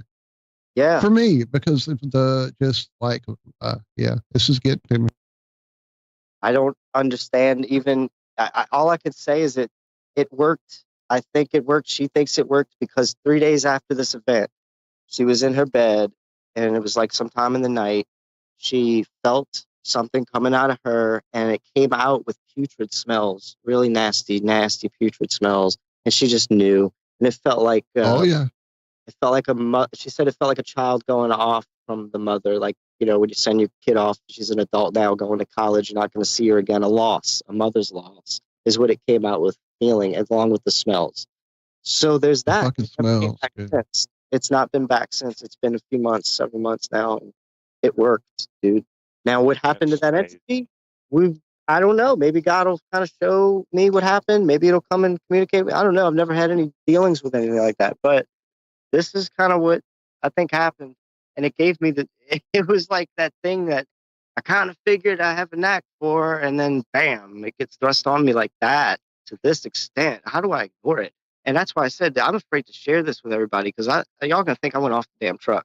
Like Hey, man, you need to get in touch with Jerry Marzinski, because he knows all about I these was things. trying not to get to the end of it all, dude. With that, and the levels, so, yeah, like you said, that you this definitely have to demon talk to didn't Jerry. want to do it. He's being forced to do this. He's got an administrator. Jerry can back you up on all of that. He's told us that. Oh yeah, before. yeah. This is just Yeah. only thing I researched. I researched a little bit about how do exorcisms work, and I was at the vape shop. So this was a couple of months. I was still researching this shit a little bit here and there, because, like I said, I kind of felt like this was a part of me. But anyway, I happened to research, well, how does it work? What do the priests actually do in an exorcism? Well, they channel Jesus Christ. He's the one that comes and does all the work. The priest is there to channel him through them to do the work. Jerry said one of the things, because he worked with schizophrenics for like 30 years, 29 years or something like that, right? Mm-hmm. And he said one of the things that all of them said was the voices said, do not read the Bible. They did not want them anywhere near the Bible, for sure. So there's another one where said that. And lay off the weed. Other drugs are cool. All the other drugs are good. The voices, but no Bible and no weed. No weed. No, the voices he worked with schizophrenics in multiple different institutions, Voices would tell no Bible and no weed. No weed. Yeah. Coke, great. Heroin, meth is the best. Go do as much meth as you can, and you can see us. Yeah. That's all it. kinds of crazy stuff. True. That's true. Yeah. That's what happened with my ex. She got on that. Two things were driving that boat. How's she gonna break up with me, gaslight me like that, invite all these strange guys that I can tell are meth heads, Then I get the text, I'm sorry, I don't know what got into me. Call me, and then gaslight me again. Like, dude, two things are driving that boat, poor thing, and I couldn't do anything about it. Well, but meth was involved. So Yeah. same thing so that guy that had the These Nuts tattooed took me under his wing. He was messed up one day, and I was riding my bike past him. He was like, "Hey, you got my money." I'm like, "What? What are you talking about?" Because I used to go get him liquor because he's banned at the store. And I'm like, "You didn't give me money today. I don't know who you gave money to." And I just kept riding because I'm like, I got my stuff out there. I need to get back to it or something, or I was going to set up the paint. Anyway, he's all pissed off. He follows me. He stands right in front of me, big, freaking almost 6 foot dude, 200 pounds, something, ex-Navy SEAL and boxer. Okay. He's like, "Where's my money?" I'm like, "Dude, I don't have your money. Who did you give it to?" Because apparently it wasn't me today, this time. I turn over and look at my friend Sarah. I was like, "Who do you think he gave money to today?" And then by that time, he just fucking punches me, boom, right in the face. I still got a knock under my Dang. big ass dude. Punches me in the face. I didn't lose consciousness, but I got wobbled. I stood up. I was raged, dude. I was ready to kill him. I couldn't do anything because, like, I was right there in front of the Hilton Hotel with hundreds of people. I just couldn't. I got him put in jail later that night. I put 4 people in jail out there. The 2 that stole my bike, him that night, and then one guy that was just too drunk, kept coming over and like just being an ass. He ran into me on his bike on purpose, getting all in my face, talking about kicking my ass and finding me where I slept. I just called the cops on him, and when the cops found him, he had just fallen off his bike, making an ass of himself. So they just instantly got him for drunken intoxication. I hadn't seen him since. So I mean, I was cleaning up the streets out there, but I didn't enjoy that part because you make enemies doing that shit. You know, you got to be careful. But at the same time, I was protected, so I felt like the people I was meeting out there that would sit next to me were the people that I needed to be there for, and that's why I'm going back again. I asked God, "What about my soulmate, God?" I ended up tripping a few times. I had some mushrooms one day, and I went into the sand. I said, "God, where's my soulmate now? I need this love. I need love. You know, I don't want to do this much longer without love." And it said to me, "Put your hands in the sand right now. Close your eyes, put your hands in the sand, and think about what you want." And so I started thinking about that. And I swear the sand felt like I was hugging the woman that I loved. I felt skin. I didn't feel sand. I felt the feminine energy of love, and it just overtake me. It filled me up from the inside out. And I was like, I don't need anything outside of myself. And I already knew this. But to be able to connect with nature on such a level, to be filled like that specifically, was a rather magical moment. Thought I'd share that. But it told me, be the flower to attract the bee. It basically means keep doing exactly what I'm doing, learning and growing and changing and evolving and raising my energy with breath work and crafting and creating and dancing. And somebody's going to find you out there. And there were a couple of occasions I did meet some people. There was one night, beautiful concerts would happen where I painted a lot right in front of the Hilton in a place called Neptune Park. And there was over 300 people, I guess. And this one woman with a beautiful white dress, she was just so elegant and just stood out. And she was a little bit older than me. And I'm like, you know, I would love to get to know this woman, but I ain't going to approach nobody. I look like total homeless. You know what I mean? Like Crocs, ripped pants, holes in my shirt. I'm like, there's no way. But I got these poi. And I'm dancing. That's beach chic. Dude, right. These poi. And I'm dancing to this music. It was like, you know, good music, good dance music. Everybody was jamming. At the end of the concert, I had like 2 people come up and shake my hand. They were like, "Man, we've been listening to this music. We've been loving the dance that you've been doing for everybody, man. Thank you for doing that, man." Travis, so cool. Ubercast in chat wanted Thanks, us to ask about your light stick dancing earlier, man, and I got sidetracked and forgot to do it. So check it out. So after the 2 people came up and gave me kudos, this woman in the white dress came up too. And she's like, "This is the most beautiful thing I've ever seen. I'd love to know how to do it. Can I get your number?" I was like, well, if that's not the sign I needed to know that all I got to do is do what I'm doing, you know, that really sold it for me. And that was when just you're one. being true to yourself like that, dude, and being who you are, that's, you know, that's the most attractive thing. You know, I think that's why a lot of married men get hit on, because they're relaxed and comfortable in who they are with their life and their wives and their happiness and all that, you know, and then somebody else picks up on that and suddenly here comes the home wrecker, you know. So Yeah. it's definitely an energy thing, a vibe thing, without a doubt. One had said that this was a funny thing too. Talk about manifesting again in a goofy way. I was joking with my friends and said, you know what, guys, I'm gonna stare down the next cute woman that walks by and not take my eyes off her, not give like the creeper vibes, but just not break eye contact, obviously. Let's see what the hell happens. This is a joke I had between my friends. And so as soon as I said that, I'm looking across the street. This is the most beautiful, like light-skinned black girl in a flower dress. And she was like my age, and I'm like, she is really pretty. I'm just going to stare at her and smile. That's all I'm going to do. And she's looking over at us in our general direction. And then I think looking at me, and I'm just not taking my eyes off. And I'm making it awkward. I'm making it awkward.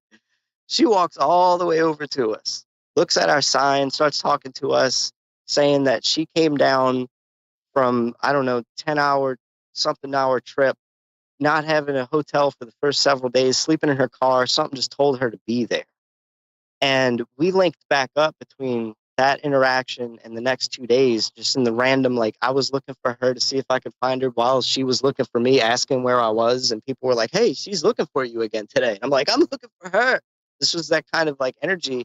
And I wanted to talk to her for like the second or third day. And she's like, something told me to come all the way here. I've never been here. I got no friends, no family. I just took a vacation.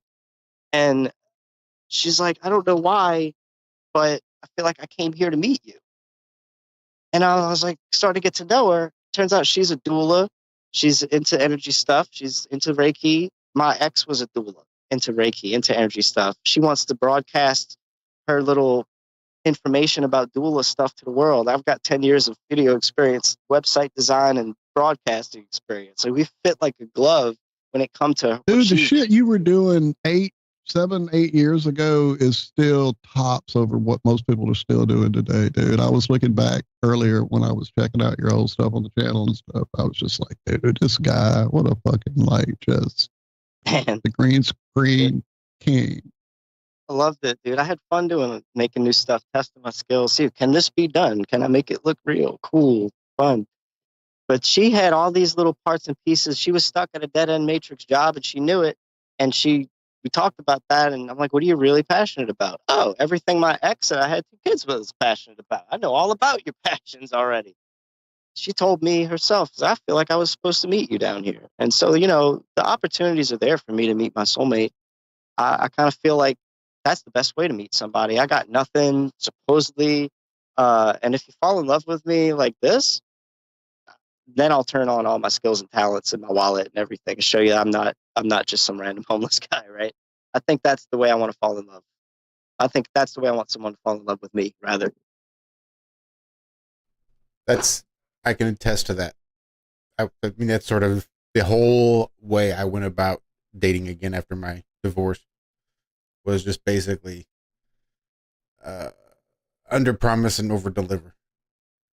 Mm-hmm. Mm-hmm. I'll just sort of show you all my warts and ahead of time and tell you what a prick I've been and trying to change. And you know, I'm probably not going to be like any other relationship you've had, because I'm, you know, a little weird, a little off. You just have to deal with it. And it's worked out well so far. I think that's how you got to start it off, man. Yeah, it was interesting. I had met another girl that was on vacation with her boyfriend, and we met up, and she got broken up with, and she ended up like crying, and I'm sitting there like consoling her, helping her through that, and she ends up spinning around like a dervish on the beach, because she liked to spin like a dervish for real, and ended up breaking her arm, poor thing. But like I would meet these people that just needed me right at their breakup, or right when they were freshly homeless, or, you know, just in emergency situations like having a seizure. And dude, it was left and right. The blessings I got, the nice people that would drop a 20 or a 40 or $100 bill. I mean,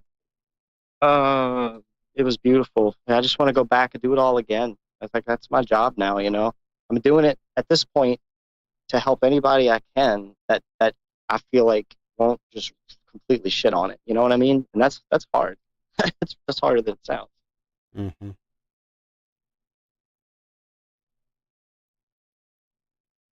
So, but that's pretty much it. I think I got a lot of it out.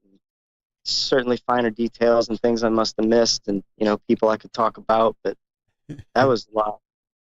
Well, it's been epic beyond measure, dude. I'm just kind of going back through chat and just, so many people are digging it, loving it, blown away by the sharing, by the testimony, by the adventure, by the revelations. Yeah, definitely.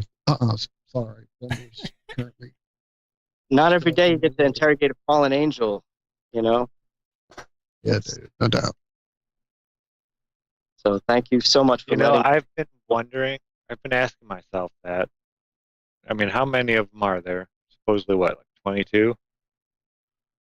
How many people get to interact with these things throughout the whole plane? They're out here somewhere.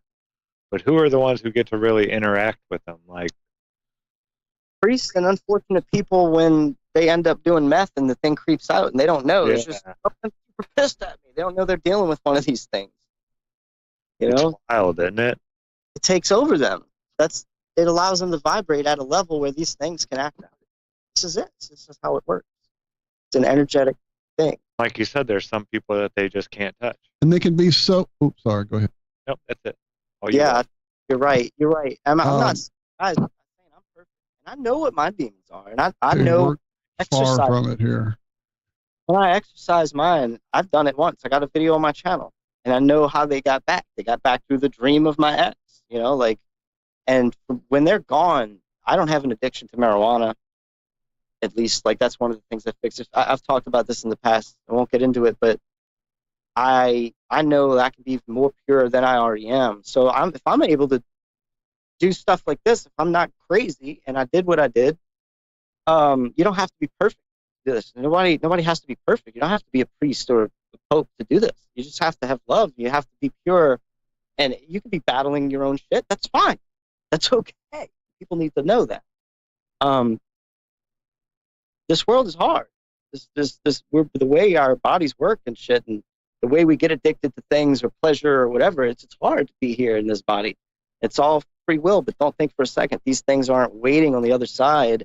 Dude, they're lurking for any entry they can find. And usually the heart and the sex organs are two fucking easy ways for them to use that power to get right in there and lodge right in there. And the subtlety that they can use through a relationship for so long. And then it's like you said, fuck, what am I dealing with here? Mm-hmm.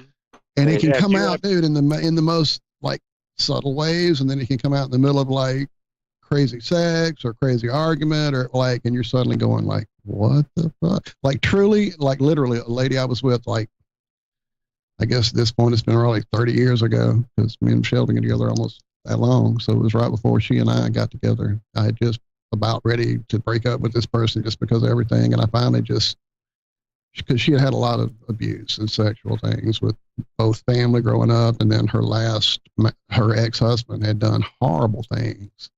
And so I'm trying to heal and trying to help and trying to bring all this love. And I finally just got so tired of the attacks. I just yelled at her, but not at her, at it, and this was kind of in a place where I was already dealing with, I was working at a casino. I had a lot of attacks. I was really overwhelmed, breaking up with my wife, which had just happened right before that. And it was just a lot of crazy shit. And so this attack happened in a very physical way. Literally, we were in the bedroom and I finally just yelled and this thing threw me over on my back, on my chest, held me down. Dude, I'd never had anything like that happen in my life. Not in the physical plane, That sexual avenue they can use is fucking crazily powerful for them to get here.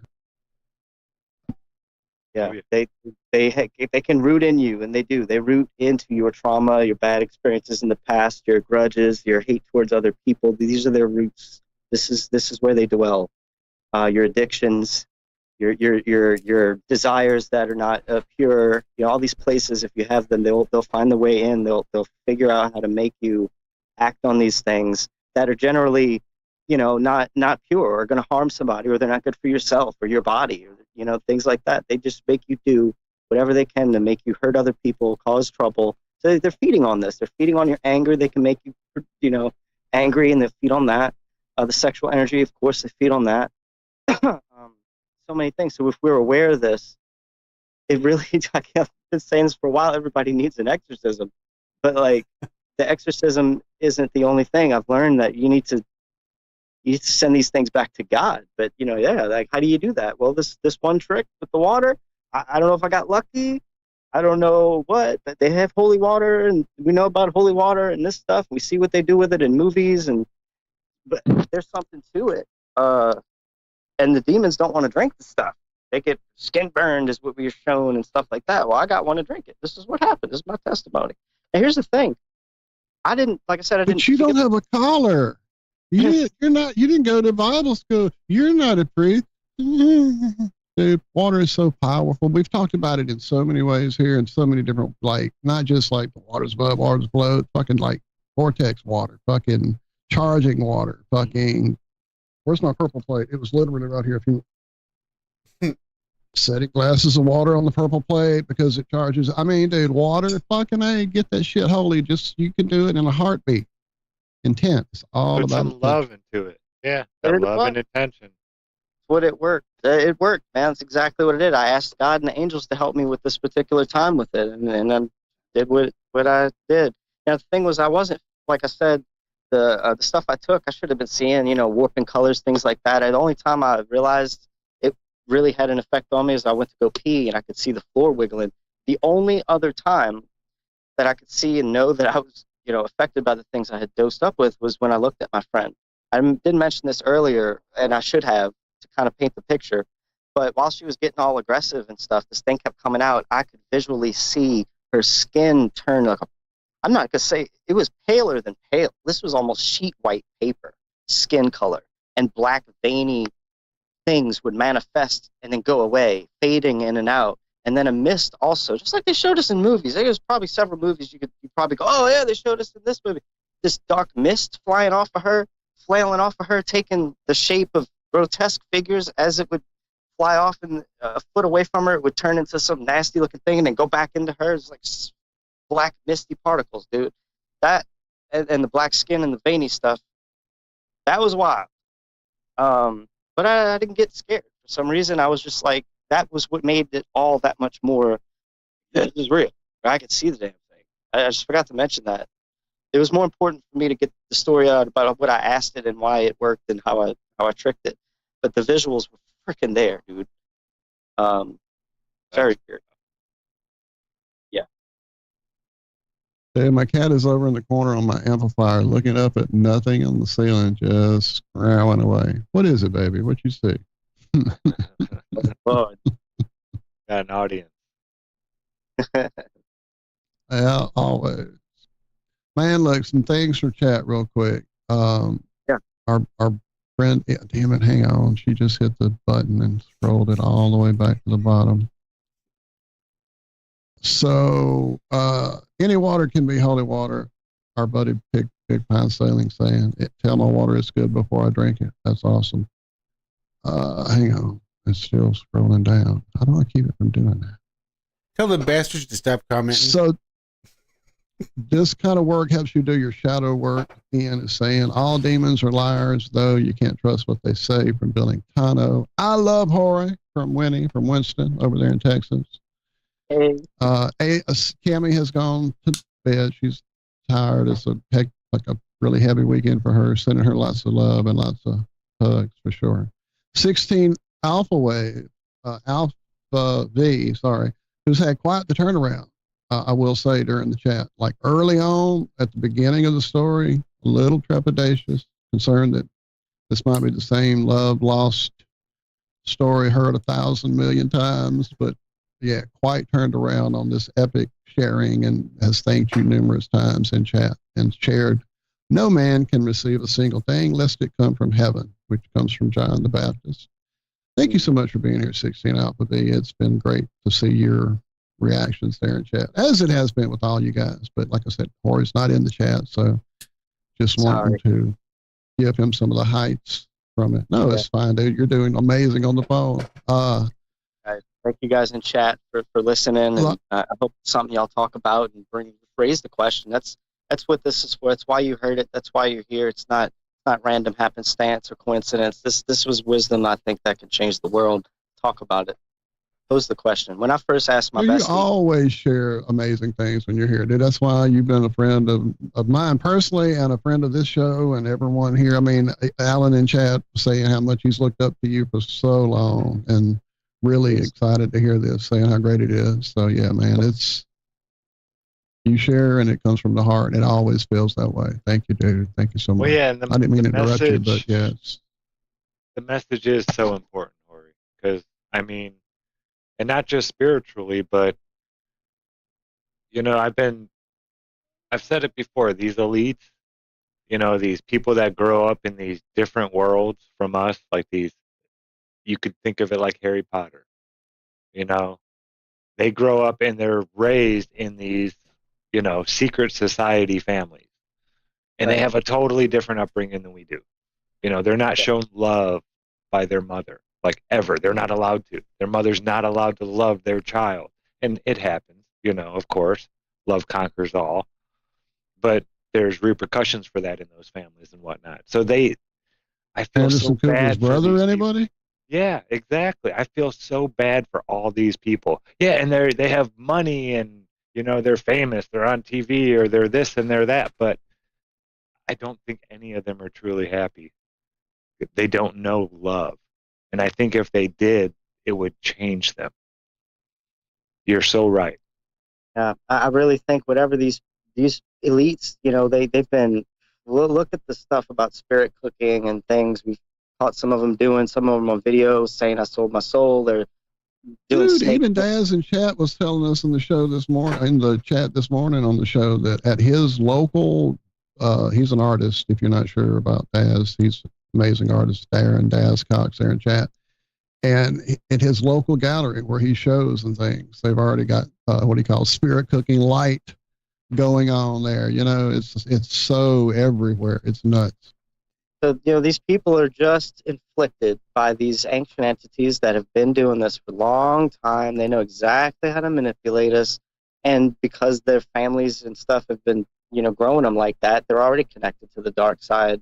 It's how it's trying to sustain itself. But from what I got from this one, it was not happy about having to do these missions. It was tired. It was really tired of. I don't think any of them are. That's what I said. No, none of these people are happy. No, well, the even people with all that stuff. I'm speaking about the entities in the people. I think the entities are tired of feeling the negative or something. This thing was just, it didn't want to keep jumping in bodies. It didn't feel good about what it was doing, sapping my friend's energy, making her ill, all this stuff. You know, I got to basically ask it, like, why do you keep doing it? It's like, I have to, or I'll get reprimanded. It's a gang mentality. You know, every time we talk about stuff like this, about this idea, it always reminds me of that scene. Wait, I just saw it up in my corner of this scene in They Live, where he's finding the glasses and he sees the newsstand and he's looking at all the shit, and he looks and there's one, and he's got the face, and he's got the paper, and he's buying the paper. So now, if he's that thing and he's vibrating on their frequency, isn't all he's seeing on that newspaper obey and reproduce and marry? Or is he seeing the news and he's getting just as programmed as the rest of the humans are? Are they on a level of being programmed just like the fucking, you know, there's a caste above them, obviously controlling them if he's buying a fucking newspaper filled with propaganda? Anyway, sorry, I ran. I'll stop. He's got to maintain the cover, Walter. Oh, that's what it is. That, you're right. He buys the paper because that's what a human would do. That's what a human would do, I guess. Or controlling that human, so it's the human is getting fed with all the bullshit information. It's just provoking the human to keep buying the paper. Could go that way. Just be that so many levels. So many levels. They're always waiting to see if we're gonna look at that chick's ass to then make us desire it and lust at it, and then it goes to cat calls, and then maybe it's stalking after that. Like, what's the end of the domino train, right? when I did the Earlier exorcism, in the chat, there was some talking about refraining from sex. I believe that was David M. talking about ridding of parasites and things like that. So, yeah. I mean, I know when I refraining did, from masturbation. I And couldn't. they're I, always fishing. These What's that? entities, they're always fishing. If Yeah. if you have a thought and you have to ask, why did I think that? It's probably not your thought. That's Yeah. probably them fishing. Just, hey, I'm gonna go, I'm shaving my dog. And then all of a sudden I think, oh, I could cut my dog's leg off with it's like, what? Where Yeah. did that come from? Why did I just have that thought? Yeah, I don't All think the- that was me. just drive off this rail and go down into the water. Exactly. Yeah. Right, dude. During driving time, when you get into that flow state where you just kind of going on that path and you kind of are zoned in the rhythm of the road, and fuck yeah, that's when they really start doing those crazy thoughts of like, what if I just sped up to the end of that back to that dude's car? What if I just slammed on my brakes? Here's Especially an if it's inklet. What if I flip? Just nuts shit. What kind of shame and guilt would one person need to carry on such a deep soul level that they have to run from the very presence of God for all of eternity? I mean, that's the kind of shit that those voices tell you to do. That's the kind of shit that's going to put that mark, that karmic mark on your soul. That's going to say, well, fuck, I totally don't deserve God's love. And I guess I just need to run a night. It's the same shit that I fucking go through and addicts go through and alcoholics go through, the shame and the guilt and all that shit that you just, fuck, I don't deserve it. Look, I can pretend to be good for so long, but what I'm doing in behind closed doors, I know nobody's going to respect me for. So I will just avoid everybody that I love and everybody that I care about because I'm not going to fucking change. So I'll just isolate and deal with my shame and my guilt. So I drink, and I drink because of the shame and the guilt, and it's the whole fat bastard cycle all over again. And nobody can love me if they really knew who I was behind those closed doors, and all this creeps into you, and it's shame and the Wear guilt. the mask. Yep. Gotta wear the mask. Yeah, well, I'm a big proponent of like forgive yourself, and if you fall, you relapse, get back. It's just push forward. Like it's a battle for a reason. These things are in your weakest moments, trying to get you to relapse, trying to get you to still do the things you promised yourself and others. Trying to make yourself beat yourself up about whatever it is. And pick it, dude. Man, they will keep you down if you fail, and relapse or whatever. Like it's a pit, and they're like, "Ha, we got them." Until you're like, "No, forgive myself." Any emotional trigger they can hook into and make you feel guilty, make you, dude. When I had to put Spot down recently, dude, the fucking guilt, the fucking, oh, I should have seen it. Oh, I should have this, I should have that. They had me going for a good week. I was in a bad spot, but I figured it out. I know what was up. Be aware. It's an unseen battle. They're fighting our thoughts to get our actions to control our souls in the direction we go in this world and how we are affecting the world. They can drive our actions, man. They can turn us good or evil. That's just how it is. It starts with our thoughts, and it's a subconscious thing. We've got to be careful. Was that thought mine? Like we were saying. It's true. It's very subtle. I gotta get out of here. My dog was pissing me off. That thumbless bastard can't open the doors, so I have to go let him out.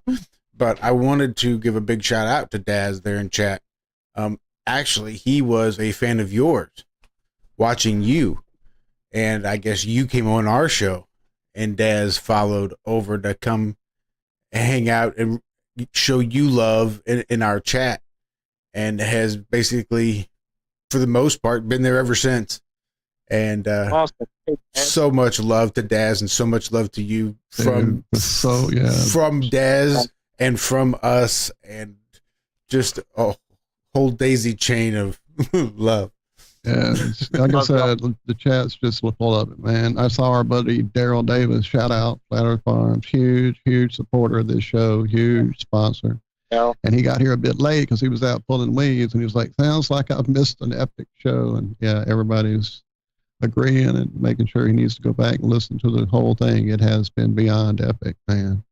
I'm so glad I got it all through, and there's nothing I can think of that was too important to share. And I'm going to repeat this again on my channels after. I want to I often come to you guys with the goods before I even bring it to my own channel.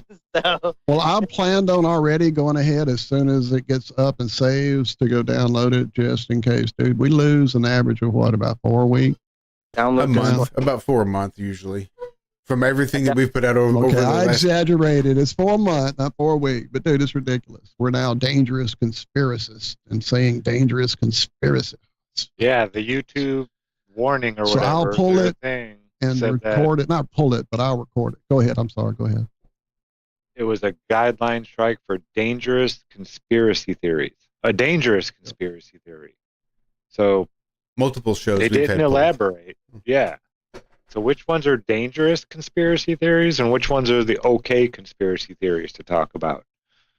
They're not very... Because, I mean, we're pretty good about not saying all the buzzwords and beating around the bush. I don't know. Yeah. They don't like us. YouTube does not like us. No, not my stuff. Like, it doesn't get really any views anymore. Or it hasn't when I started doing my last couple of videos. So I didn't do much live streaming on it. And I think next time this version of the journey, I'm probably gonna do some live streams, maybe a little more regularly on a somewhat schedule. Maybe, I don't know, but people love my rocks. I had some people asking if they could get a rock, so I might be shipping Dude, rocks. there's so few. There's so many on that like list of the ones you did not list, but the pictures you've shown us that I'm like, damn, I want that one. Oh no, it's that one. Oh no, it's that one. I can't. Yeah, it's great. Real quick, I put your links that I could find in the show description there, and I had dropped it, or I dropped the main channel from back in the day there in the chat if you go back up, but it's in the thing, including your Facebook. I know you had been doing a lot there. Are you planning on sharing along this new journey? When are you planning on heading back out? That was one thing I wanted to get to before we head out of here. When are you heading out to go do this next stage? Early May. Beach Jesus 2.0. That's what I call it. The Beach Jesus 2.0. It should be late April, early May. Should be back out there by mid-May. Everything goes right. Or mid to late May, because another YouTube friend of mine, actually the one that came and picked me up from Florida, drove to Arizona and dropped me in Holly off in Louisiana. We're still friends. She wants to bring me to a truther, Jason Brashear. I don't know if y'all familiar with him. Oh yeah, Conspiracy guy. he's been back in the day. Yeah. So he's doing things, and she's going to go to his show. Wants to bring me there, so I might do that. Then go to Virginia to paint rocks, to build up some money, help people, and then have another medicine journey, V2. Hopefully not another 10-hour exorcism. Then after that, then I'm gonna go back to her place, and I'm gonna help her set up a YouTube channel, make orgone crystals, do a live show, graphics, all that stuff. So that's what I have planned up for this year. So I'll be back there maybe mid-May or sooner, hopefully late April. That's awesome. Yeah, my if Facebook. you want to come hang again, you know you're welcome at any time. And I know you're very you follow your own clock. So if you're up ever in an early morning state and want to hop into the show, you're on the Ironworks there on Free World FM. My brain is not working right now. Sorry. Trying to type, trying to talk, yeah. You're welcome anytime, buddy. And I know that, that's going forward forever, but certainly before you actually have time, before you have, when it gets so less easy for you to be here, Lord, my mouth has gone away. What you trying to say, Walt? Come on. I can't, I don't even know. My mouth stopped. I think it's that hella jelly got me. That's what happened. Shout out again, Daryl Davis. I'll definitely try to do a live stream with y'all when I'm out there in the thick of it. Maybe doing a live stream. Absolutely, man. Please, that would be epic. Do that for you guys for sure. And I know it's kind of like weighty and hard to ship rocks, so you should work out something like that, man. That would be great to have some of those from the actual experience that have that energy, the do little small stuff ones. that you've had into it. Right, the smaller version. Right, I thought about, that's exactly why I think people would like it. It's just a great way to support me and what I'm doing out there, and to have a piece of that journey, that energy in it especially. And I'll sit there and energize it even. I thought about putting rocks out, energizing one with happiness or energy or love or, courage or whatever, and trying to like infuse these rocks. I might even do that. Just think about them like really big grains of rice. Taco Bell and the Hilton and just picking up these rocks from the little gardening little plants they got up. Like, there's so many rocks, nobody's gonna miss them. But easy. Cami is so bad about that. It's like, stop. You cannot take other people's rocks. Oh, but It's look at people's that one. It's landscaping, right? That's told me. dude. It's so cool, right? It told wants me to that get it wants to go with me. It's like, all right. My mom was doing that on the trip across to Oregon, doing it at like the state parks, or you'll get a ticket, or you'll get like fussed at. It's not just don't take the rock. It's like national monuments, and she's trying to grab stuff, and Paul's like fussing, Mama, you can't do that. Stop. My uncle has a piece of Blarney Stone Castle. I might have just got him in trouble. I don't know. But yeah, when he was there, he was like, Wait, there was one? Who is this? Prank caller. Prank caller. A little piece of the plaster stuff in between the big giant rocks, whatever that, the mortar.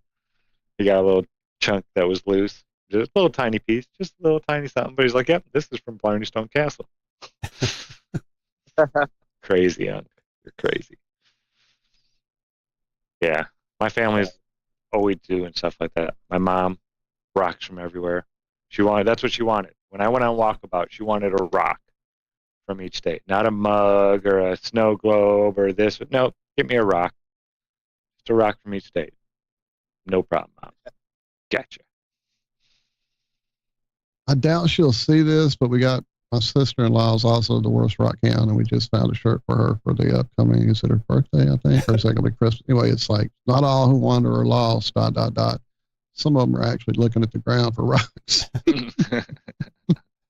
I thought it just said worst rock hound. Worst. Okay, well, if she's the worst rock hound, that shirt's going to be perfect for her. You did find her the perfect shirt. I'm the worst. Does a bad rock hound have lots or none? I wanted to say I did get a little creative out there when I started running out of money on some of the rainy days when I couldn't pick out rocks. So I'd sit in front of the Starbucks with a sign that said, I'll do $20 I'll do 20 push-ups for a donut. And that worked out, man. That worked out pretty good. I was getting money and food. But I got creative. I had a sign up there. It was like, I need to get home for Christmas and put like a Christmas tree and presents and ran a big old sign out. And I did good with the signs, but definitely I wanted to give something back, to everybody who would donate. So I painted a lot of rocks, even though I certainly didn't have to. I could sit there all day with a sign and still make money. Often more money than painting rocks, but I like to be given back. That's what it did a lot for me. Saw a good sign on Facebook. Guy holding it says, bet you can't hit me with a quarter. Yeah. One of our signs was, we need the last part for our time machine. Please give us $20. Don't worry about it. We already paid you back yesterday, or something like that. We paid you back yesterday. That's pretty good. Yeah. Yeah, and those are the ones that, hey, that's a pretty good laugh. Right.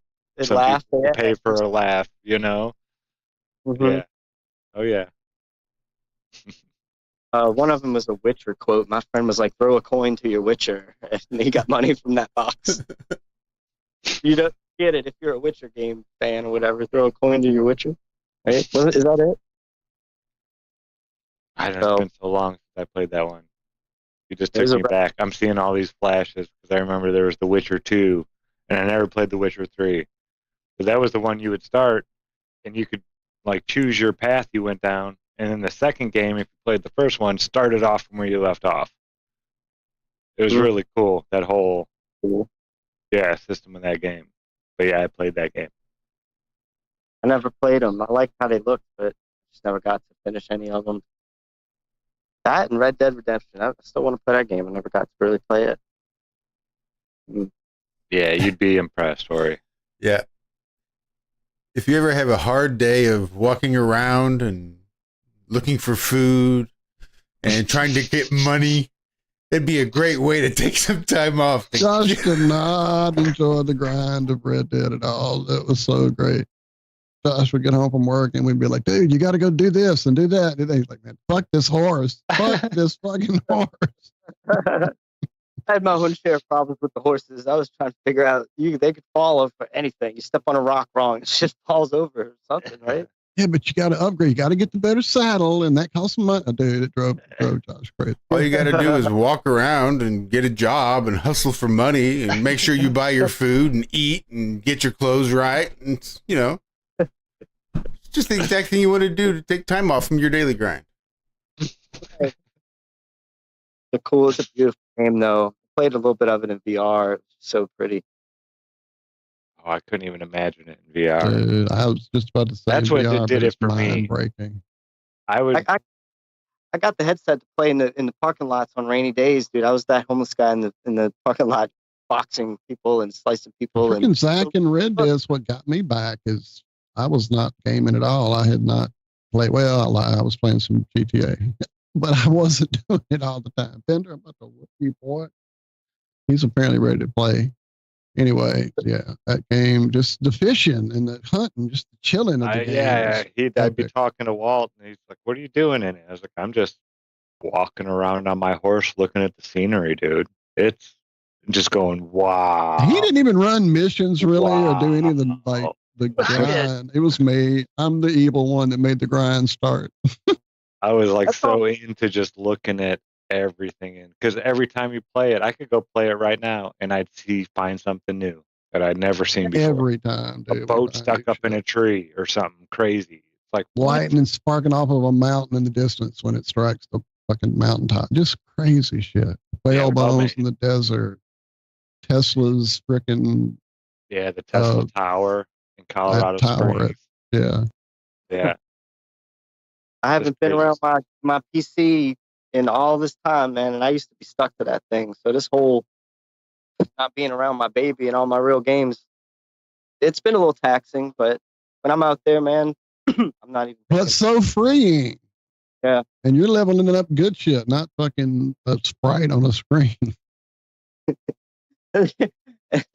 Freaking the looks I get with the VR headset, man, sitting in front of my box sometimes. I wouldn't do it too much. That's just right. That's just so what? But I'd have my homeless sign and play VR sometimes sitting out there. People would laugh. Homeless VR. I mean, I had my rocks for sale, so it's still like, hey, I'm offering something and I'm playing my VR headset. What? That's awesome. Successful? Can't be a successful homeless guy? What? This isn't a social experiment. I'm like, for real homeless. So I had one chick that didn't have the VR, but she saw the rocks and she saw the sign and said homeless donations, and I'm just chilling doing breath work. She comes up, she sits down next to me playing her own music, and then we strike a conversation. She's talking to me, and then she gets up, she stands right in front of me and pulls out a $50 bill from her bra and like hands it to me. And I'm like, oh, thank you, and like, it's a 50, right? That's a bit much. She's like, oh, was it? I don't care. And then she looks at my box again, like she didn't see it the first time, and then looks at the couple of bucks in the box and grabs my box. She's like, you have arms and legs and you could work. And she grabs my box and like empties it out and goes and throws a few trash cans away. And I just smile, I'm real zen. And I'm like, I don't know exactly why that happened. And when the cop's seen her do that, he goes and gets my box out the garbage can and walks back over to me and hands it back to me. And I was like, thank you, sir. I didn't even have to go get it. And she looks at me, she's like, I was like, hold on, come back. I tell her, hold on, come back. I said, if you look in properly, I got the box out for donations, but I'm also like offering rocks. I'm painting these beautiful rocks. And she's like, oh, I didn't see that. I'm so sorry. It totally humbled her. But I've had experiences like that too. It's pretty funny. The cop pointed out, giving it back was great. The cops, one dude got, he was so shit-faced, man, and I didn't want him around me. He ends up causing trouble. I passed out in my beach chair, trying to tell him, leave me alone, get out of my space. I passed out, wake up, 12 cops around me, all arresting him. I'm like, oh, shit. And I was sleeping on the stage because it was raining, so I'm taking cover, but I wasn't supposed to be on the stage, so blah, blah, blah, blah, blah. And I'm like, they're pulling out stuff in his pockets. They grab his big bag of weed, and they're like, we got to throw this away. Anybody want his weed? Hey, I'll take it. So they gave it to me. That was when I knew things were turning around with the cops. They were really cool out there. I met a lot of them, shook a lot of hands after the bike incident, after putting a few people in jail. I know the cops out there, so I'm really comfortable with all that. Well, like you said, when you got involved with those one people, they were like, wow, you're a different type of homeless person. We're not used to, people willing to help and this and that and stuff like that. So, yeah, I'm sure to the cops you were kind of a blessing, probably keeping some of these people in check somewhat. Yeah, they saw that. They were smart enough to catch on to that. I didn't have to convince them otherwise. And they're like, "What are you doing out here?" I'm like, I'm kind of on a spiritual mission, but I ain't doing anything you guys would not approve of. I'm not doing any of the hard shit. I'm not causing trouble with the tourists, And they're like, "All right, we've kind of like seen you around, and we know you've been pretty cool." They actually told me at one point, "Look, you're not anywhere near the top of our totem pole, just so you know. Like you're pretty." So that was all I needed to hear. It was great. So yeah, I knew my stuff wasn't getting stolen. I'd leave it anywhere, dude. Nobody was going to steal my stuff after that one thief, because I knew the other two bike thieves. They were not necessarily friends of mine, but we were cool just because we were homeless and we would hang around the same cliques every now and then. But they were bike thieves. I ain't gonna go rat them out, but I was happy to know that my shit wouldn't get stolen at that point. I knew all the bike thieves, so your reputation matters out there, It's a fun game. It's a very, very different game that we have to play. I don't like associating with people that I know I can't trust, but if you play the game right, you can work it. You can work things, work these angles. I pulled a Jedi mind trick on somebody too. This is what I was also like, talk about reading people. This dude was completely belligerent, drunk, trying to fight somebody for some reason, and this guy didn't want to fight him. He's yelling and screaming, and something told me I can diffuse this. So I walked over to him and I looked at his bike and I was like, "Hey man, is that your bike?" He's like, "Yeah, it's my bike." I said, "That's a cool bike, dude. It's an awesome looking bike." "Oh yeah, that is a cool bike, man." He started showing me all of his bike. Completely took him away from the fight he was trying to have. And that was it. God was like, "Yo, try this Jedi mind trick." And it is basically like, you can do this. Do it. And I did it. You and I was want like, to show me your bike. yeah, Zack, because he had been bragging about it for like that whole week. And so I knew that I could reach in, like, I could reach into that part of him that would want to brag. And that's what I latched onto. So that's just what these demonic entities do. It's the same thing. So we could trick them. You just use it for good. Exactly. It's all Thought about that was a intent. thing to share, right? I was doing shit like that. Doing shit like that. For survival. Like I had to pull these tricks out, diffuse a situation. That same guy ended up punching some chick in the face, trying to pull a gun and everything. Chick got sent to jail. He ran away. It got crazy, dude. There's two people that died out there. She was sleeping with a hammock in between two guard houses on the beach. That somebody pushed one over and killed her, crushed her, found her on the beach the next morning. Jeez. One of the dudes that I knew that had a disabled wife, he'd always push her around. He was dead in the bathroom with a needle in his arm, 2 blocks from where I stayed. We knew each other. We'd always see each other in town and say, "Hi, how you doing?" I've met people that died out there. It was real. It was real, dude. That Navy SEAL guy that punched me in the face, he made the mistake of punching me in the face around a group of people the same way he was trying to bully others. I turned around and punched him in the face immediately. I looked at him and said, "What? Don't do that shit with me. Don't fucking do that shit with me." And he was surprised. He looked at everybody else. He's like, "Damn, that motherfucker hit me back." I said, "Damn, right. Fucking back." There was another time he called out a group of people on a trolley car. 12 black people came out. I'm not lying. It was like 8 dudes and 4 or 5 chicks, all late teens. Like, he just provoked them for no goddamn reason. I'm like, "What are you doing? Shut up."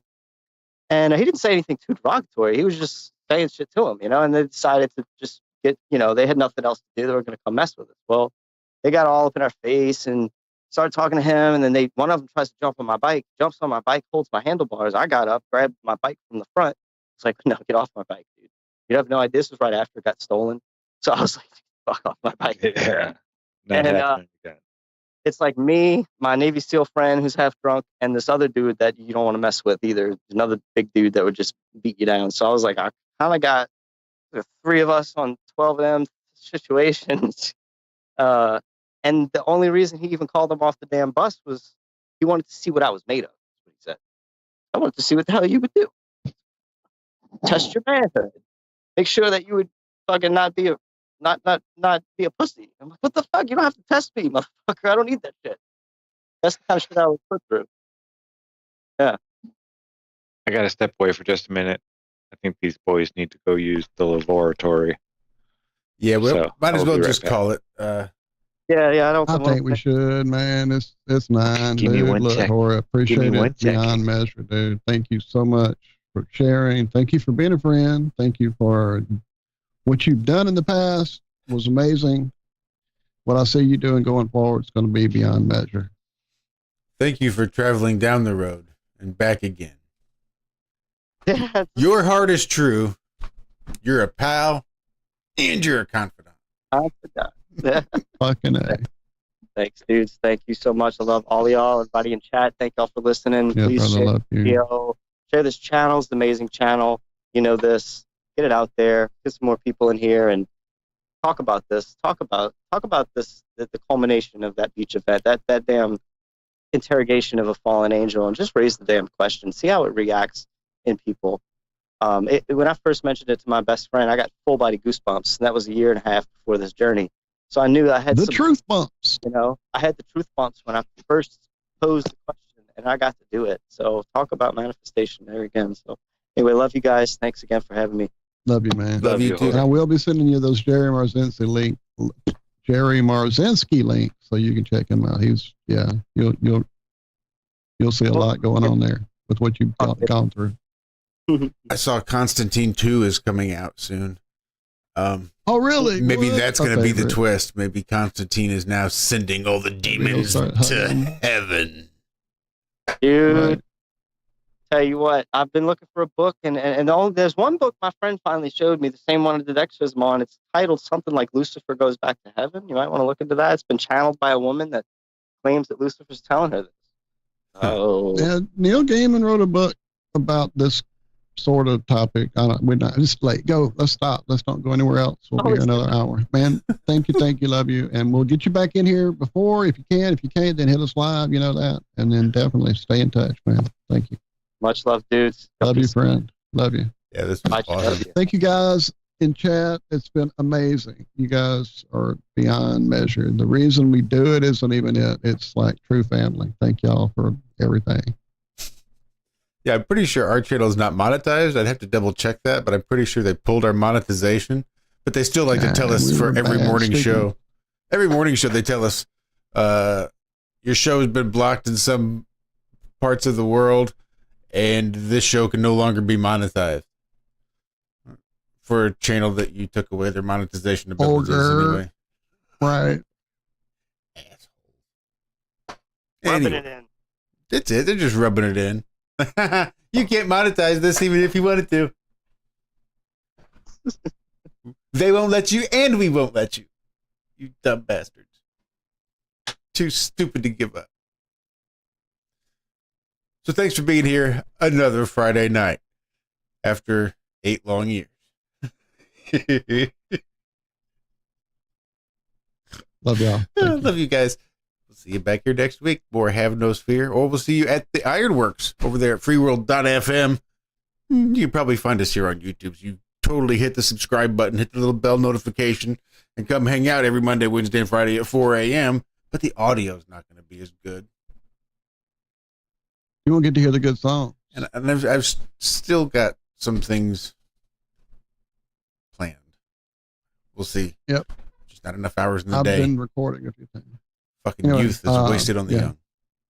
All right. Plus the chat's better over there. It's more fun. That's right. Minute Chat's Less got robots. All right. the love y'all. GIFs and all that good stuff. Love you guys. Have a good weekend. We'll see you next week.